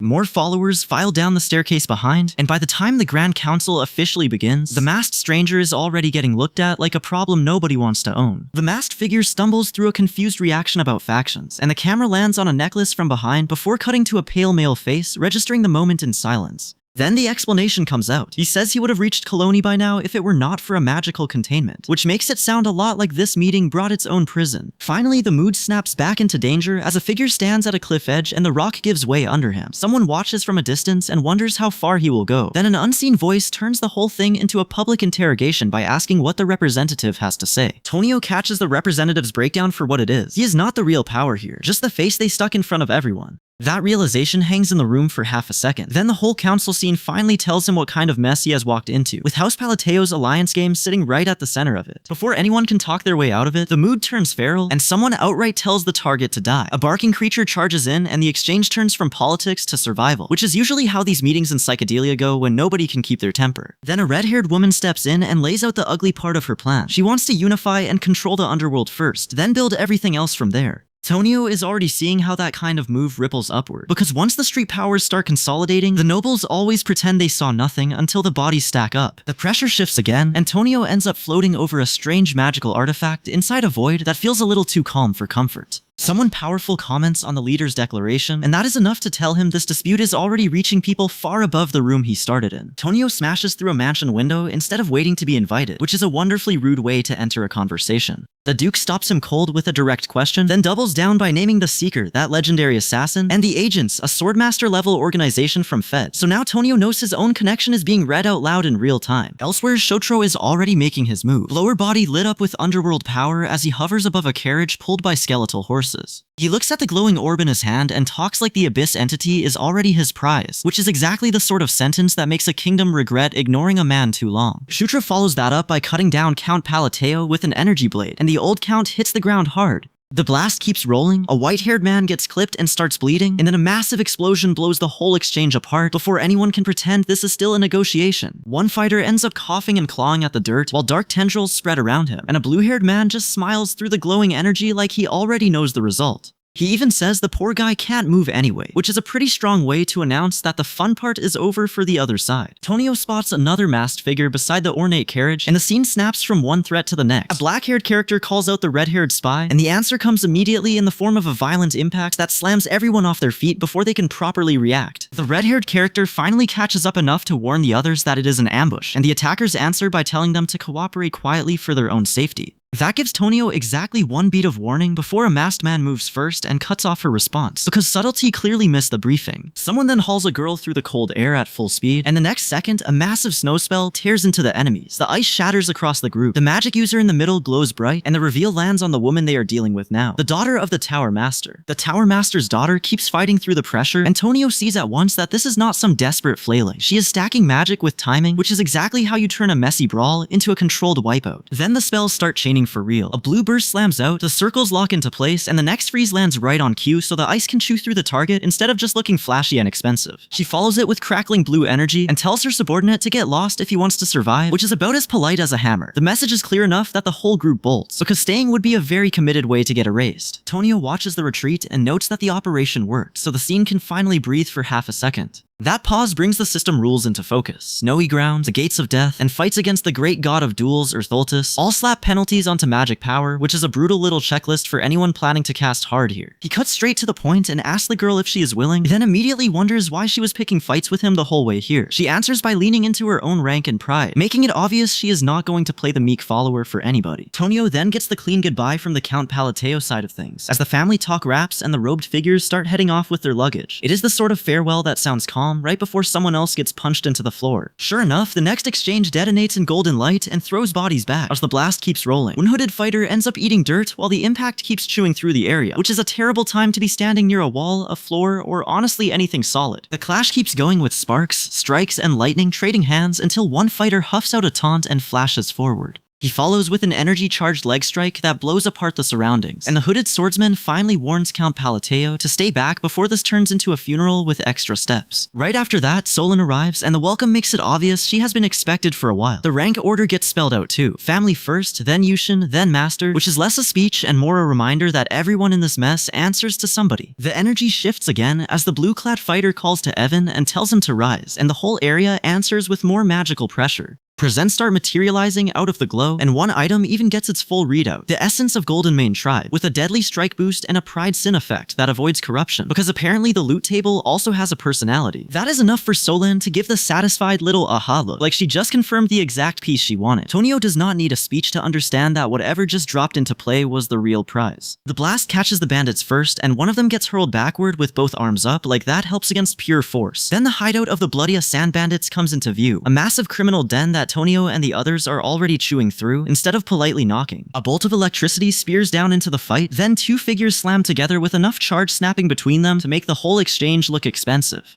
The pressure keeps building until another fighter gets wrapped in surging power, and the next detonation throws several bodies across the floor. Out of the mess, a green-haired fighter drops into a crouch with a glowing green weapon and mutters that he is the younger brother, which is a very awkward way to introduce yourself mid-brawl. Beside him, a woman complains that she hates being scolded, and then the whole hideout gets erased by a purple-white blast big enough to stop the conversation for good. After the smoke clears, a blonde character casually rubs Tonio's head and explains that Baba Yaga is just a title for the strongest fighters, because nothing says elite combat like a head pat. That lands Tonio at the Colosseum, where the next round starts with Kalman already in his element and the arena turning into a scrap heap around him. From there, the talk shifts to a rabid dog tearing through Coloni, and the real point comes out fast. Someone is using a brother's death as the perfect excuse for public revenge. Then the reason for the next move lands in Tonio's hands too, because the items he receives are a gift from the Seeker, their father, and they are supposed to grant real strength. Tonio follows that lead into the ruins and reaches the city of the ancient gods, then heads straight toward Kahara, a temple so massive it makes everyone else look like they came by accident. The place wakes up with a sharp magical response, and Tonio braces in the middle of a purple vortex, telling himself to hold still. His power spikes hard after that, and he answers by driving out a dark blast powered by the abyssal core, then following with a larger blue and orange strike that keeps the whole fight from settling. The enemy throws up a dark energy barrier, but Tonio's side keeps pressing until the clash becomes a full-on siege instead of a duel. A red-haired fighter slams weapon against the dark construct and screams that victory is hers this time, while a masked lunatic starts laughing even as the hit overwhelms him. That opens the lane for the golden aura charge, and when someone boasts that he has been given authority from the essence too, the team answers with a combined golden and blue-white blast that ends in a white-hot explosion and a blue-caped lunge straight through the aftermath. The blast finishes the exchange in one ugly flash, yellow and blue lightning ripping across the rocks as the last offender chokes on the hit. When the smoke thins, one fighter is already collapsing into the rubble, and the survivors are left shouting in the wreckage like they can still argue with physics. The fight splits into smaller pockets in the desert passage, and one side starts talking about how Solen already called him master, which is about as subtle as a brick to the face.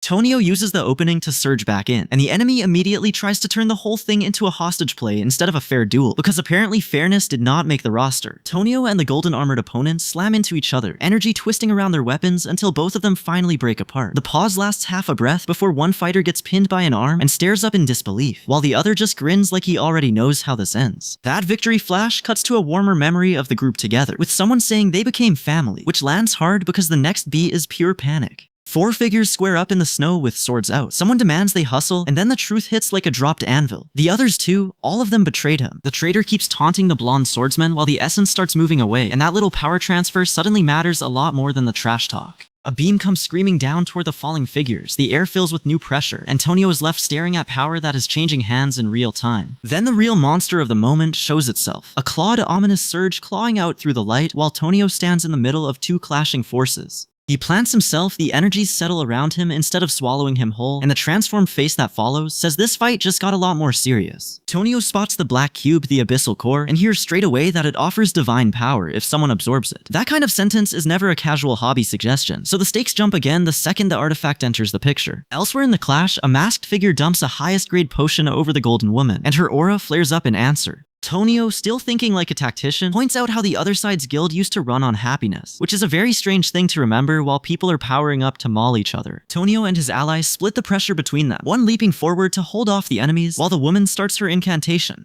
She answers with lightning and gold, swearing the family will be waiting for her, then slashes in with a golden strike while the battlefield keeps heating up around her. Tonio follows with frozen snow, turning the ground into a cold trap as blue energy spirals out and the enemy line starts buckling. In the chaos, one fighter stands amid golden debris long enough to mock the opponent for losing his legacy and still trying to hide behind abbreviations, which is a brutal way to get read in public. The answer comes in a chain of pops and blasts. Then a larger crystalline structure starts forming as the next attack gets built from the ice itself. Tonio drives the spear through the opening, and the frozen strike crystallizes into a final sharp finish that leaves the whole exchange hanging on the edge of one more impact. Tonio's ice spear lands, and the enemy snaps back in disbelief before laughing right in its face, like the whole setup is a joke he refuses to respect. That grin dies fast when he throws up clenched fists, armored gauntlets flaring, and drives an armored punch hard enough to send a shockwave ripping across the ground. He keeps the pressure on with another surge, but the cliffside answer comes roaring in as massive blue lightning crashes down from above. Tonio catches the burst, grits through the impact, and forces himself to keep moving as the attack keeps pushing him back. Then the other fighter swings in to shield his benefactor, hurling yellow lightning at Tonio, and yelling like that alone is supposed to settle the matter. Tonio takes the hit, teeth clenched, then snaps back with a full blue lightning counterstrike that rockets upward to meet it. The 2 blasts slam together in midair, blue grinding against yellow, and the clash keeps escalating instead of breaking. One side tries to force a concentrated blue spear through the exchange, the other intercepts at the last second, and the whole sky flashes white and blue when the energy detonates over both of them. Even after that blast, the fight refuses to stay grounded, so the 2 keep trading lightning in the air like neither one got the memo to stop. One fighter comes in with a brutal blue-tinged kick, while the other starts pushing toward control of the essence itself, because apparently winning this duel is not enough without grabbing the engine behind it. The answer is a red energy counterattack that slams straight back into the exchange, and Tonio catches the next shock with a stunned reaction to the word benefactor. He endures the pain, recoils, and then both sides keep firing until red and blue collide head-on again. That last clash breaks the rhythm completely, and one overwhelming blast buries the fight under raw force. When the dust settles, the loser is left on the ground, while Tonio stands with those glowing purple eyes that only show up when he is staring too far into a bad situation. With the duel briefly under control, Tonio's thoughts cut to the bigger problem: enemies who have absorbed abyssal entities, and the hidden rules that let them tap divine power. He runs through the third restriction for fighting god-tier opponents with magic, then immediately recenters on the woman in front of him, deciding her rank matters if it keeps her from twisting into a sin. That concern lands a beat too late, because she still gets clipped and fails to dodge, and the other man snaps at her for not keeping her promise to stop the enemy. Tonio looks straight at her and for one blunt second has to ask what she even is. Tonio presses for an answer about the woman in the ruins, and the question hangs there because this fight already feels bigger than a simple clash. Then the scene jumps ahead 5 days, with word spreading through the colony about Kallman's atrocities, which tells Tonio the mess is no longer local gossip, but public panic. Back in the noble building, Tonio stands in front of a grand staircase as the whole place starts acting like it has a new agenda. A close portrait follows, then someone insists the guild has changed for the better, which is the sort of line people say right before they make everything worse. Tonio is at a formal gathering when purple energy suddenly tears out in front of him, growing stronger a moment later. While that power builds, someone calmly talks about forming an elite guard to protect a benefactor forever, like security teams just grow on trees in this house. The group climbs another grand staircase, and one person runs ahead, talking about a happy family forever, which sounds nice until Tonio hears what comes next.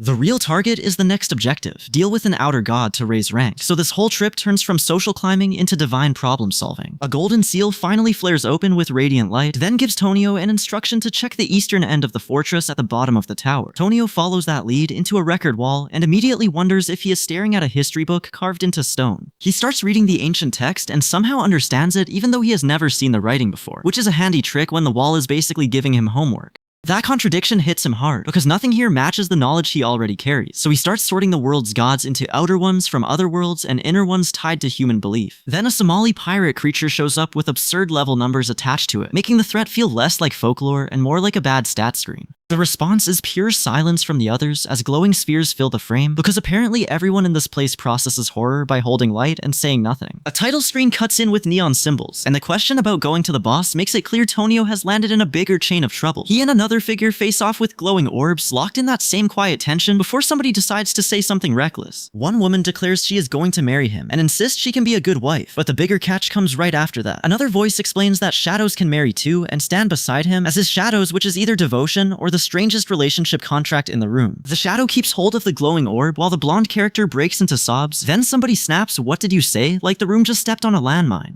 When Solon gets pressed about what happened, Tonio is left dealing with the fallout of a plan that clearly did not go the way anyone hoped. Tonio ends up on the ground gripping his head, admitting he tried, misjudged the power, and doubted him. A cold-eyed woman glares while Tonio looks rattled, and the whole exchange makes it obvious that this failure is landing harder than a bruise. From there, the mood shifts into formal orders, as someone declares Article 2 about Utia and the Great Moon, with a blunt, no-meaning no. The scene then slips into a back alley where a speaker talks about taking down the Carl faction full of fanatics because the kingdom's problems keep breeding smaller, nastier problems. That plan comes with paperwork, the Letter of Reformation, a Holy Kingdom document that can be sent across borders to suspected heretics. The catch is brutal and simple, since it needs backing from multiple cardinals, which makes it powerful enough to ruin lives and inconvenient enough to start wars over. A toast seals the deal, and the man on the other side says the cardinals are already lined up, so this is not a casual favor anymore. Then he gets specific and asks to borrow Tonio's name to issue a letter of reformation against Count Palateo, which is a holy court weapon meant to cross borders and ruin somebody without ever swinging a sword. That scheme finally gets a face when Cardinal Ilgia steps into it, and she stops pretending this is about justice. She wants the letter to bury Count Alan Palateo, then pocket the bribes for herself, and she says the gates of heaven are right in front of her like greed in a church hat was somehow a new hobby. Before the whole corruption sermon can finish, something detonates from below and tears the conversation apart. Cardinal Yilgia gets caught in the blast, blood flies, and a second wave of force keeps hammering through the area until the secret she was wearing starts showing through the damage. The power keeps swelling into a red-pink glare, then kicks outwards so hard it looks like the air itself is taking a hit. By the time the energy drops onto the buildings and towers over everyone like a judgment beam, the people on the ground are already running for their lives, which is usually a sign the meeting went badly. Tonio's side of the clash snaps into gear next, and the translator note drops in right as the man starts channeling his own power. He fires back, but the fight turns ugly fast, with one side getting shoved around while the other keeps pushing light and heat into the exchange. Like stopping now would be rude. The pressure keeps climbing until the man breaks into tears and screams through the strain, and that tells Tonio the attack is no longer controlled. Then the aftermath lands. One figure stands over the wrecked ground in a victory pose, which is a very confident way to announce that someone just lost their afternoon. The next exchange is colder than the blast, with a victim begging for death while a woman stands over them and offers none. She warns that if he hurts someone again, punishment is coming, then doubles down and spells it out with magic gathering around her face and body, like she wants the threat to leave a bruise. After that, a divine-looking figure tells someone to confess their sins if they want forgiveness, which is exactly the sort of line that sounds merciful until you hear it in a room full of people with secrets.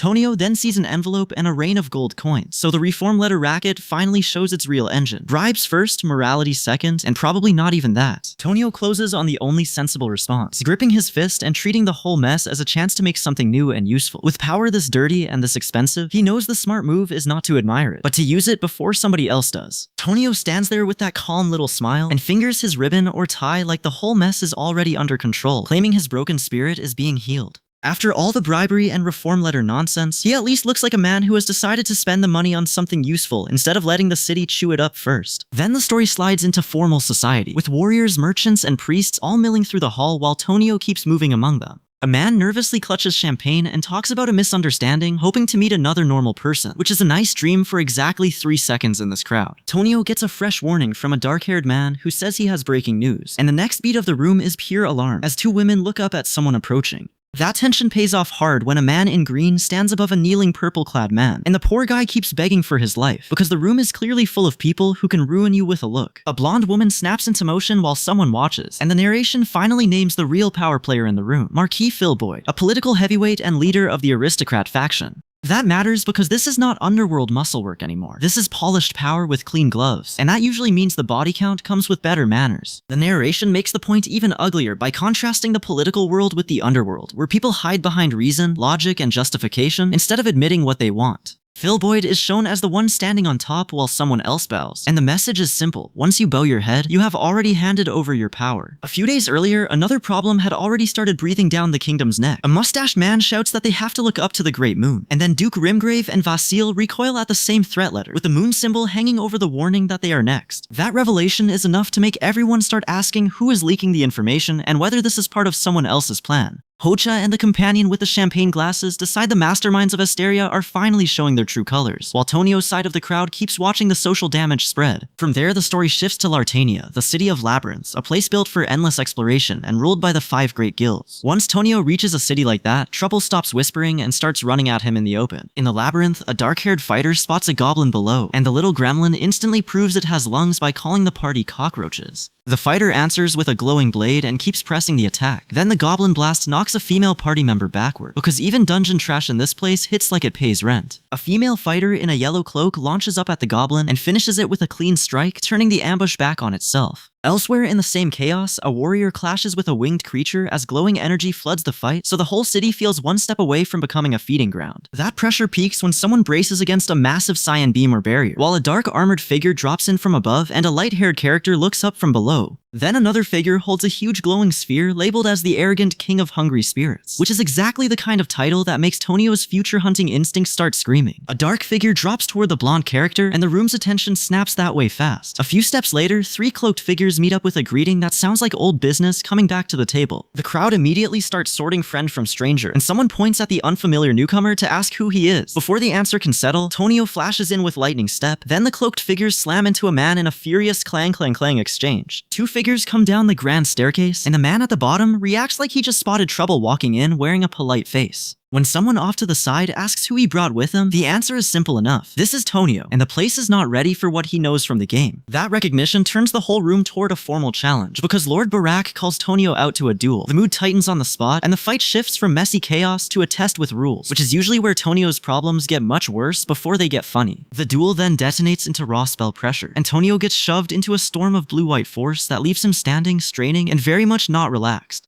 Spheres, daggers, and a staff all join the exchange in quick succession, until the air is packed with power and Tonio is getting hit from every angle like the universe brought backup. The barrage keeps stacking until Tonio is overwhelmed by overlapping blasts, and a point-blank beam catches him mid-body. He and the other side end up trading confused sounds instead of clean answers, which is usually a bad sign when the magic is still exploding. Then a voice cuts through the mess without sounding panicked at all, and the whole scene pivots from brute force to identity games. The speaker starts naming herself as an executioner feared by Chaos Makers, the Eternal Terror, then raises a crystalline artifact and claims the title of the Holy Grail of Genesis, which is a lot of branding for one person to carry before lunch. The backstory spills out next. After the gods were forgotten, she becomes the first mage to reach 8th class, and the room fills with magical pages and ancient texts as she floats inside her own spellwork. Sinquil and the young man snap at each other over honor and disrespect, and the whole exchange makes it clear this isn't just a duel anymore, it's a lecture with knives hidden in it. From there, the threat turns blunt. Choose wrong and die instantly, while the curse keeps twisting the target into something friendlier after death and stronger every time it comes back.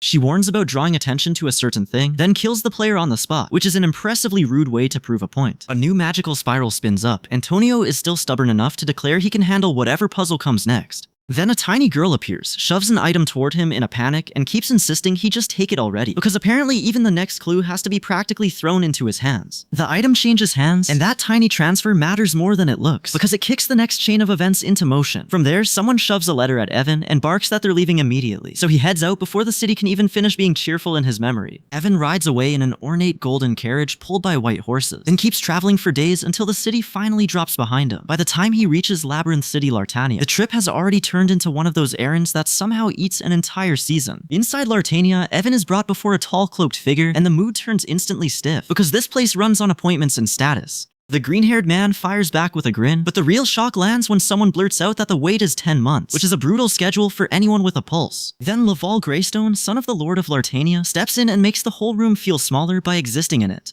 He waves people off the stairs like trash, and the green-haired man mutters that this bastard keeps showing up anyway, which tells you exactly how popular Laval is without needing a speech. The tension spikes at the platform as two hooded figures square off in silence, and one green-haired woman darts through the gap to warn Ryan. Laval answers with a glowing blast instead of manners because subtlety clearly missed his briefing. Someone nearby notes that the boss stays polite whether he's facing the fourth prince or some piece of trash, which only makes the room feel more dangerous. Then a man grabs Laval hard enough to stop the momentum dead, and the boss immediately answers by summoning an ornate carriage like he's done arguing with gravity itself. The servant opens the carriage and asks Godfather if this is really okay, which is a fair question given the atmosphere. Before anyone can settle it, a woman explains she wrote the letter because she has a favor to ask, so the whole meeting was always headed here. The scene widens to a formal dining table where Ryan is already seated, proving this conversation has more guests than dignity. Someone says Laval is just a parasite on Lartania, and that the city would thrive without him, which is the sort of sentence that tends to create enemies on purpose. That accusation sits on top of uglier history. A dark-haired villain restrains a struggling man while the story brings up a massacre of mercenaries and monsters swallowing abyssal creatures. So the room isn't just arguing about politics, it's standing on a pile of old violence that never really stayed buried. The meal keeps going under that shadow, and someone at the table warns another not to ruin the life they worked so hard to build.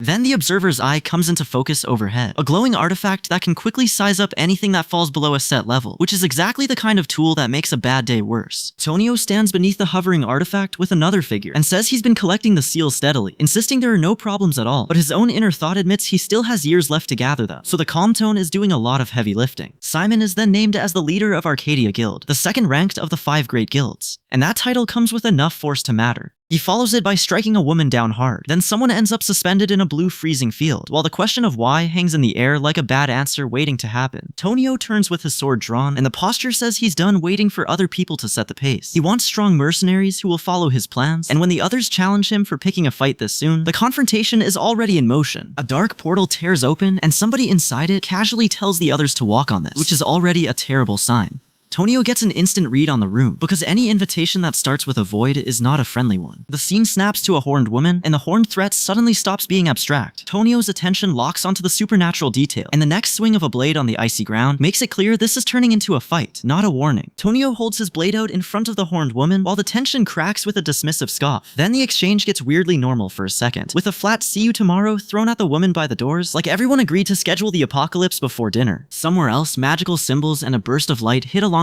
a pounding emotional beat, and Tonio immediately gets pulled into a memory of a child hearing the words "my dear daughter." That warning matters, because it frames what comes next as inherited horror, not random monster nonsense. An enormous creature looms over a tiny horned child, while the warning tells her to remember this, and the whole image screams future trouble. Tonio now sees the shape of the threat. The thing to fear is not just the creature in front of him, but the kind of child who grows up under that shadow and survives it. The memory sharpens into a direct lesson about standing against the devourer, and Tonio hears the line that her mother warned her about this hundreds of years ago. That puts the creature threat in the same category as a long-buried disaster with a family history, which is exactly the sort of mess he came here to intercept early. A new woman erupts out of a bright blue portal with armored fighters around her, so Tonio has no time to sit on the warning he just got. From above, the terrain below looks like a battlefield threaded with glowing vines, and the whole place has the smell of something already spiraling out of control. She looks up at the approaching group with a stunned, half-formed question, and then a horned fighter in armor crashes into high-speed combat right in front of her. A challenge cuts through the chaos with "how dare you," because subtlety clearly missed this meeting. Someone squares up and spits out "look me," like that fixes anything, and the answer is a destructive surge hammering straight into the ground. Tonio now knows this is not just a scuffle between strangers, but a power clash that can flatten the entire area if nobody steps in. A cloaked figure calls out to someone unseen, and a powerful being immediately sizes him up as a little worm worth watching. Then the narrator starts stacking the resume. He sought knowledge, reached truth, and climbed far enough to stand among gods, which is the kind of backstory that usually ends with somebody becoming everyone else's problem. The cloaked figure asks if the other side knows his name too. Antonio gets the sense this is one of those fights where identity matters as much as steel. He answers that by calling for his allies to get ready, and two of them lift their weapons while he settles into a grim battle-ready pose. Tonio pushes forward through the next clash, even leaping across a rooftop with blue energy surging under him. He hurls the poison line back at the enemy and says he'd drink it right along with them, then gets swallowed in a blue-white blast and drops through a multi-story shaft as the fight tears the building open beneath him. Tonio hits the ground in a burst of green light, then a larger blast swallows the impact zone and keeps the pressure screaming upward. He's still moving through the wreckage, riding his sword down through the chaos as the enemy tries to keep him pinned under raw force. He answers with a twisting spell that smashes into the opponent inside a spinning vortex, and then he spells out the trick. This kind of magic works on an outer god before it fully incarnates, so he builds his whole attack around that weakness.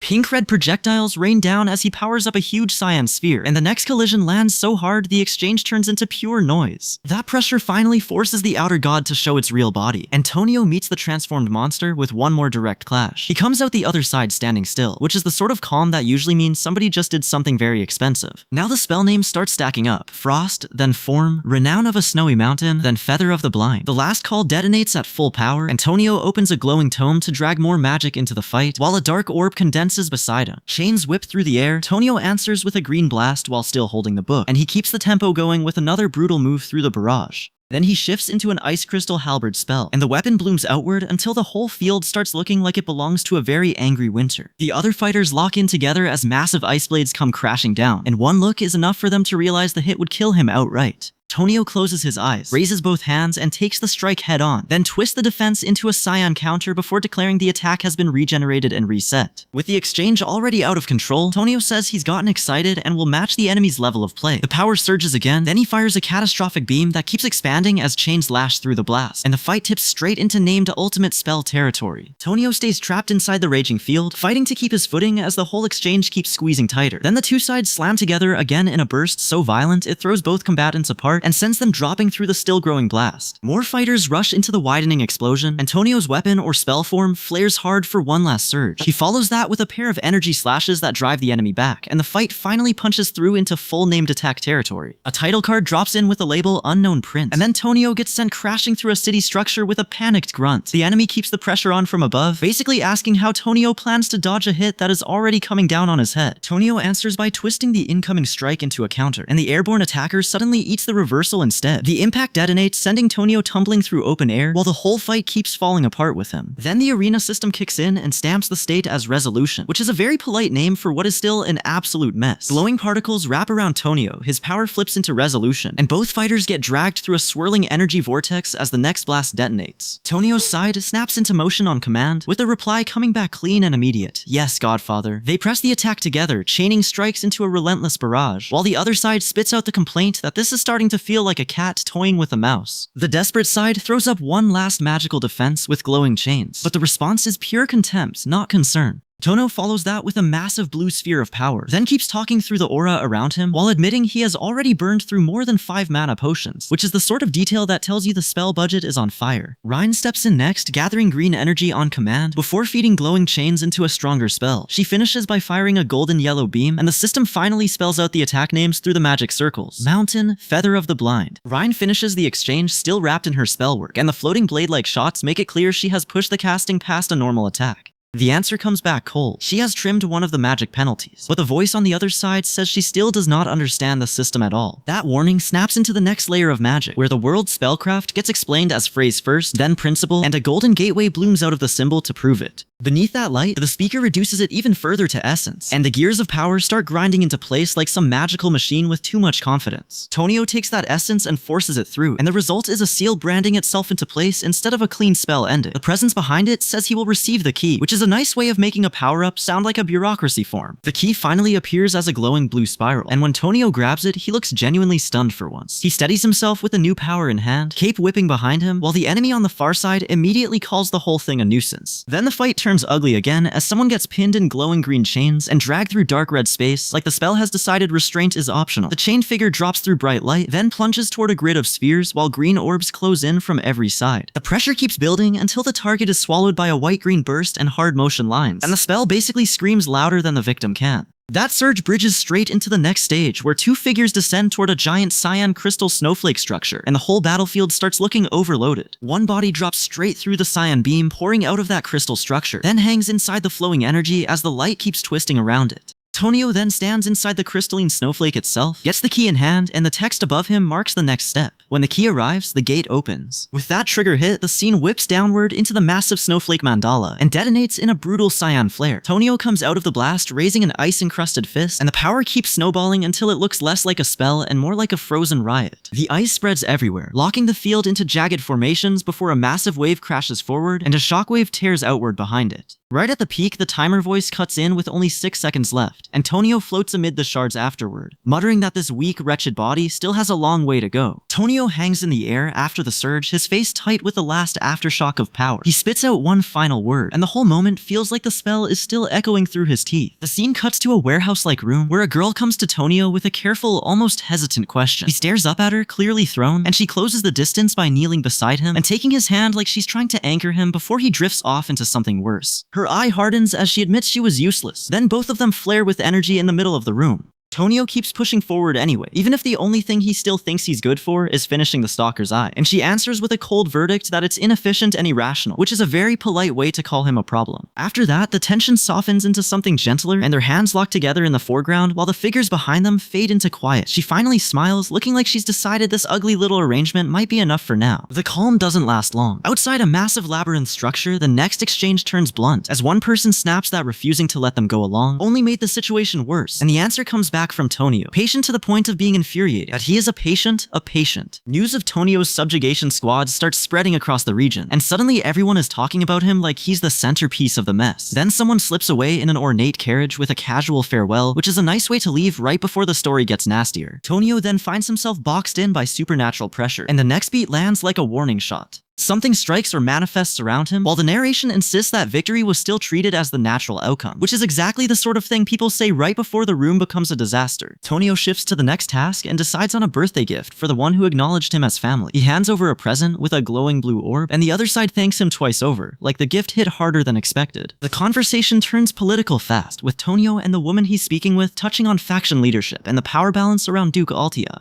Then the real bomb drops. The Asteria underworld comes under K-Alpha's umbrella as of yesterday, and the smile that follows says someone just got exactly the outcome they wanted. Tonio's confidence wobbles for a second as he admits he didn't think he'd make it this far, but he keeps looking ahead anyway. He steels himself, wondering whether they can endure the next one, and that question lands with the chill of someone counting the seconds before the next punch. The story snaps to a new champion at the top of the board, the 8th king of Asteria, Sion Cretinia. Named outright like the title itself matters more than the room around her. With the golden snake eyes and an ornate scepter, she starts to glow, then briefly joins the player's side and tears loose enough power to make the whole situation look reckless, before a destructive blast catches her in the fallout and leaves her reading a document in shock by the end, with another battered figure left sprawled out at night. Tonio is already bandaged up when the system blares out that the Palateo elimination request is announced, with no news coming in to soften the blow. He doesn't waste a second on panic and decides he'll take the fall for this immediately, because somebody has to stop the damage from spreading. He answers that decision the hard way, driving his weapon into the target with enough force to turn the next exchange ugly. Then he throws himself at the glowing supernatural presence in the night sky, and the impact hits so hard even the sound effect feels like a warning. The other side tries to vanish completely, masking its presence so well Tonio has to trust instinct instead of sight. He snaps into a combat stance anyway, weapon up, and the bald fighter in front of him looks ready to bite through the whole problem if he has to. That bald man demands the information on Count Palateo, and the answer comes back in the form of a glowing beam straight to the face. Tonio doesn't get to enjoy the opening for long, because the fight immediately turns into a web of energy attacks from both sides. In the middle of that chaos, Tonio calls the purple figure exactly what it looks like: a bloodthirsty demon, a cursed spirit with a nasty attitude. The reply lands as a retaliatory blow that leaves him heavy damage and a sharp little erg for his trouble, so he fires back with a brutal energy technique and a defiant line about daring to speak like that in front of him. While that mess is still burning, Utia barrels in with a marriage declaration so loud it practically kicks the door down, insisting she is going to marry him because they are shadows and Ryan is being unfair.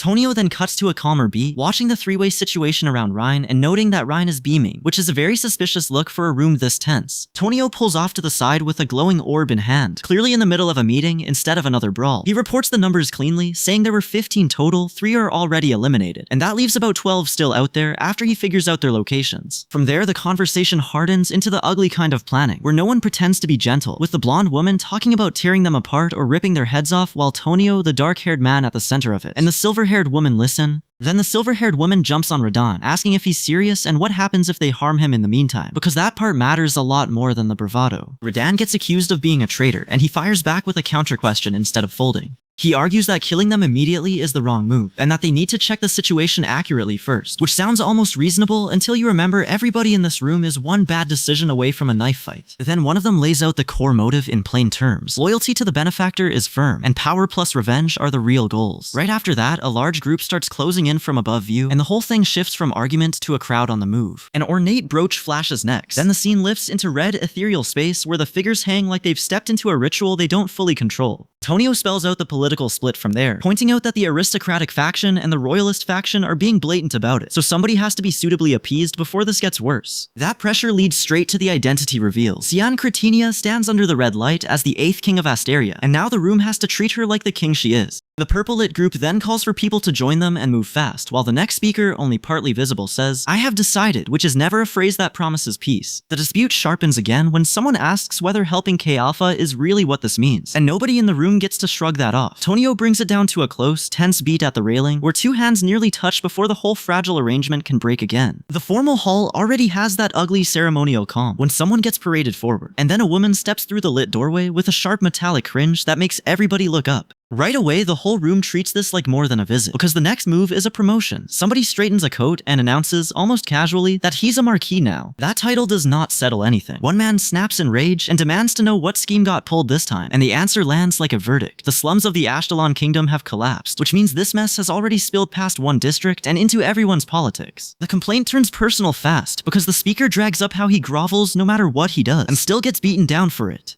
He even points out that he was tortured for a month in solitary confinement inside the Holy Kingdom, which is a very elaborate way of saying the system keeps kicking him while the floor is already winning. Then the woman above the marquee gives the room a proper look, and the reaction says she is not just some attendant standing in the wrong place. The shock hits when everyone realizes she's the boss, and the name tied to her turns the tension colder. Ziete, the bloodthirsty hybrid who desecrates corpses for fun, has been sitting right at the center of this whole thing. Zioida moves in on the observer, and the whole exchange tightens into a fight before anyone can pretend this is still a meeting. A man throws up a cross-shaped power to meet her, but her clawing strike keeps cutting forward through the clash, red marks flashing as the attack keeps chewing through his guard. The hit finally sends Flo flying back hard enough to make his name matter in the worst possible way. That break in momentum gives him a breath, and then his power starts swelling up from the wreckage, glowing brighter and brighter until the release looks ready to blow the room apart. The blast lands from the armored figure, and a green-jacketed man below it is left scrambling under the pressure. He crawls on the floor and tries the oldest bad bargain in the book, promising a handsome reward if they spare him, which is a brave pitch when your face is on the ground. The pressure answer comes back immediately with a seshvac and a shove of force that cuts off the pleading. Then a blonde warrior channels golden fire and lightning in one hand, and the whole exchange pivots from panicked bargaining to survival mode in about half a second. A title card slams in after that chaos, calling the whole mess Betray the Patron of Villains, and the name makes the motive feel a lot uglier than simple violence.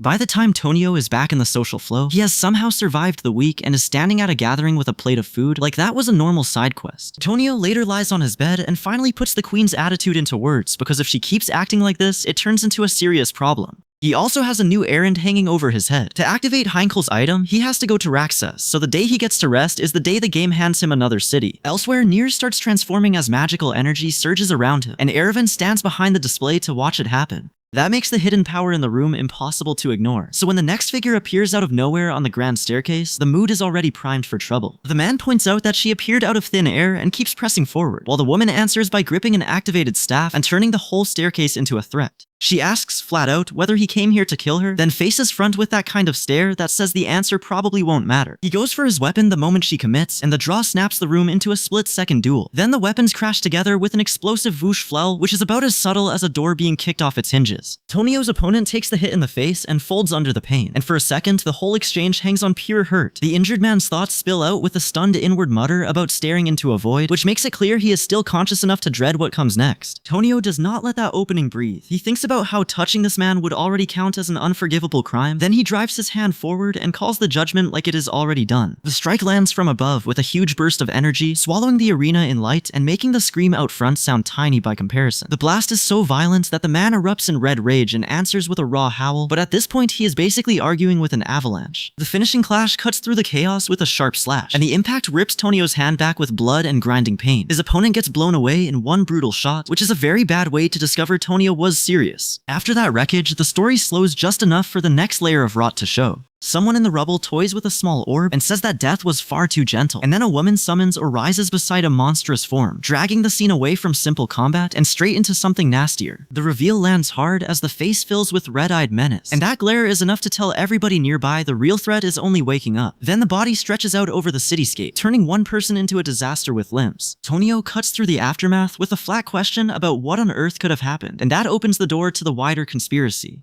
The conversation shifts from bodies on the floor to missing pieces, starting with him pressing the issue of time and demanding item 17 like he already knows it should be there. Tonio immediately wonders if Ralga's betrayal is the reason item 17 has gone missing, and then he pushes a new angle by asking whether the woman needs a guarantor for something. The woman's answer comes with a glowing purple-blue item in hand, which makes the missing resource problem look less like a rumor and more like a theft with a pulse. The next speaker admits they used to have a tidy symbiotic setup with these people, but that resource is gone now. When Tonio asks about Asteria, the answer is even uglier. Every group useful for procuring abyssal entities has been wiped out, so they cannot secure any more for the moment. That shortage triggers the coldest response in the room, and the order comes down that they can atone quite adequately with their death. The armored executioner follows through with a savage full-force assault and keeps going until the victim is writhing, then finishes the job with one massive blow. With the bloodletting settled, authority gets reassigned on the spot, and one subordinate is told they are in charge of the matter from now on. Nearby, a character stands watching the dark entities above, while another explanation lands on the misery of abyssal gem absorption, since it causes intense anxiety and leaves the whole situation feeling medically cursed on top of everything else. The abyssal influence keeps chewing through the victim's restraint, so even now the body jerks around under a violent impulse it can't shut off. Tonio watches that happen and gets the nasty little lesson fast. Once the entity gets a grip, the test subject is no longer really under anyone's control. Someone immediately puts a price tag on the failure, saying losing even one specimen matters because every test is supposed to teach them something. Then a new figure cracks into the room in a flood of power, which tells Tonio the experiment isn't just unstable, it's already breeding bigger problems than the people running it can handle. In the formal room, the talk stays businesslike, as they report there are no abnormalities left and the underworld cleanup is nearly done, with only the final loose ends to trim. That calm doesn't last long, because the cyan-lit exchange turns tense when they admit Count Palateo is a far bigger variable than they expected, so the plan has to keep moving no matter how ugly the methods get. That same hard logic bleeds into the next exchange when a blonde man shoves a certificate over a dark-haired person and flat-out claims ownership, like paperwork is enough to make a human being a possession. Tonio can feel how entrenched this whole mess has become since his return, and the worst part is that everybody keeps calling this progress. Tonio then pushes the next move forward, sending a man to hand over a document to the blonde woman while she barks for him to hurry. He keeps advancing through the corridor after that, following the thread of the operation instead of letting the whole thing stall out in another round of excuses. The trail leads Tonio to Central Tower, and he goes in fast, as if the place itself is pulling him toward the next disaster. Once inside, a glowing presence greets him with a simple "You've arrived," which is never a reassuring sentence from a stranger in a tower. Tonio freezes when the radiant entity asks whether he's a dragon or a draconian, and realizes he can actually see it, because that is not a normal conversation starter. The thing answers by wrapping him in golden tendrils and wing-like light, then tightens the coil with sparks snapping off it, like it wants to see how much pressure he can take before he folds. Later, Hanahi praises the human for pulling off something that should have been impossible, and Tonio starts explaining it in the most suspiciously casual way possible: self-expression. When Hanahi presses him on conceptualization, Tonio shows enough magic to earn approval, so the Spirit Mage challenge turns into a dare to prove he's not bluffing. Tonio answers with a spell name that piles on idea after idea. Then the frost actually hits the ground and blooms into jagged crystal. Hanahi's eyes flare at the power, and before long an icy halberd blasts into existence, ending with the full name locked in as the painted halberd of ice crystals. Just as that magic settles, a woman snaps at Tonio to honor the promise he made, which means somebody here is done waiting for nice behavior. He calls it cheap a heartbeat before she answers with a blue blast, and Tonio immediately protests that she is not even trying to keep her end of the deal. Tonio pushes for an answer, and the servant asks the question straight. Does he really not understand what conceptualization is? He admits he doesn't, which only makes the next part stranger, because the woman immediately wants to know how he pulled it off anyway. Tonio stands there taking the lecture while she lays out the rule he just stumbled into. Magic is not just shoving power around, it starts with reaching the laws mages define, and then giving those laws shape. In other words, the spell comes first in the head, then in the world, which is a very rude way to make homework dangerous. She finishes the lesson by pointing out the real key, and it is not raw talent or fancy hand motions, but chants that unlock self-expression and require conceptualization to work at all. The system-side explanation backs her up by saying phrases are how a mage reaches those laws in the first place, so Tonio is not just chanting nonsense, he is accidentally knocking on the door the right way. That gets the pale entity talking, and it admits there are no mages left who can pass down conceptualizations, which is why it doubts Tonio's claim. Then it spells out the phrase trick plainly enough to sting. Phrases are the key to the laws, so maybe its careless words just handed Tonio a clue. The pale entity hangs there above them, while Tonio finally replays his own casting and realizes he has been using marks and chants almost on instinct all along.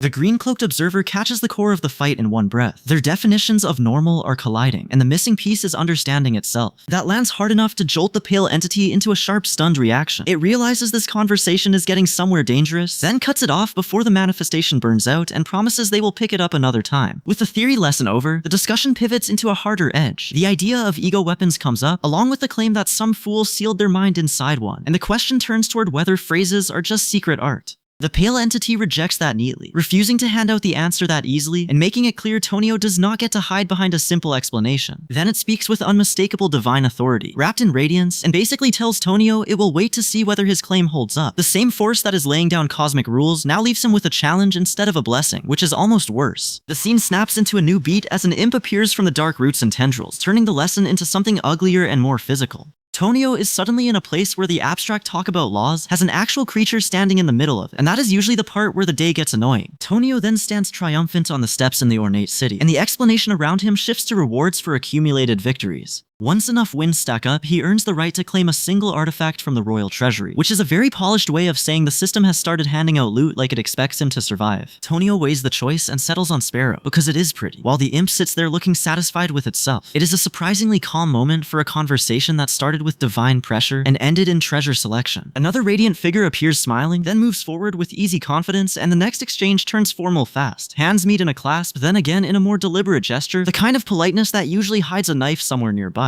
A red-eyed woman with a lace veil catches the eye and leaves that detail hanging there like a warning sign. After that, Tonio kneels to pat a child on the head while she watches from the background, and the whole moment ends with a woman laughing behind her hand as Tonio reacts to someone called Cardi Nun, which is not exactly the kind of name that inspires confidence. In the palace hall, the woman welcomes Tonio and the others in like they own the place, but the whole room still feels too polished to trust. Tonio's inner memory snaps back to the game's destructive root, and that reminder turns the warm greeting into a quiet warning. He knows exactly how ugly this world gets if he lets the wrong people grow unchecked. Tonio looks at the girl's progress with real pride, and the white-haired girl answers him by calling the visit anything but a coincidence, like she already knows why he came. The blonde girl and the white-haired girl both stay close to him, and the white-haired one even flares red magic before catching herself and apologizing, which is a pretty fast way to prove the lesson stuck. The white-haired girl keeps talking to Tonio as master, explaining that for Selrong's sake he has to keep telling small lies now, so the truth won't hit as hard later. That kind of parenting by strategy lands right in Tonio's lane, and it fits the same cold patience that makes him put children on safer paths instead of waiting for the apocalypse to do the sorting for him. A building gives way so suddenly that the floor opens under it, reminding everyone how fragile this place really is. Then the veiled woman drags the conversation back to errands at the royal castle, and that pivot shoves Tonio from household concerns straight toward the city's bigger games. That trail leads him to the Grand Colosseum, where the whole arena phase kicks in and the air turns competitive fast. Tonio shows his F-rank fighter badge, skips the long line, and immediately starts plotting the cleanest way to climb to A-rank so he can reach the treasure vault without wasting a single day. When the fighters square off and the announcer starts the match, Tonio reads the room and realizes a one-on-one plan is useless here. So he shifts on the fly, opens with a blow strong enough to flatten the F-rank group, and rolls straight into wide area magic because crowd control beats pride every time. Ice crystals bloom with glowing sigils, then ice blades sweep through the armored opponents and tag multiple targets at once. Tonio keeps chaining spells, reinforcing himself, compressing the attack, and then dropping a vacuum spell that swells into a brutal spherical vortex before detonating downward like it wants the floor personally gone. The blast throws up a shockwave as Tonio drops through the damage and lands in the wreckage, while the soldiers get blasted back in every direction. He stands over the ruined arena floor with everyone staring at the mess, and at this point the audience is doing the math faster than the referees. Tonio's hand comes into view with an ornate bracelet or ring as he advances, and the reaction around him spikes hard enough to make the whole victory feel suspiciously expensive. He laughs about ending it in one strike, then immediately sits against the wall, drained and annoyed that his mana hole got emptied by overextending the run, which is what happens when the plan works a little too well. The last beat lands on the reward itself. Someone identifies the object as Sparrow's staff. Antonio questions the treasure vault rule again, because the door to power clearly has more paperwork than advertised. That leaves the real problem hanging in the air, since the Colosseum is not just a brawl now, but a test Tonio has to game without tipping his hand too early. Tonio drives his sword up, and dark purple energy coils tight around the blade, as if the thing just found a reason to bite back. Then he hauls up Sparrow's staff and dumps a huge wave of power through it, turning the quiet reward into a loud problem real fast. Sparrow's staff wakes up and lets out a sleepy yawn, which is a wild amount of attitude for an object Tonio just powered on. He gets one weirdly alive answer back, and that is enough to tell everyone this staff is not normal loot. It is a weapon with opinions. Tonio keeps the pressure going and shifts into a glowing white sphere that crackles around his hands, proving he can still stack power after that earlier drain. He follows it with a red orb blazing with magic, and the whole setup starts looking less like a duel and more like he is testing which color of disaster the Colosseum prefers today. Then the scene opens up into a bigger reveal, with a group gathering as a voice starts.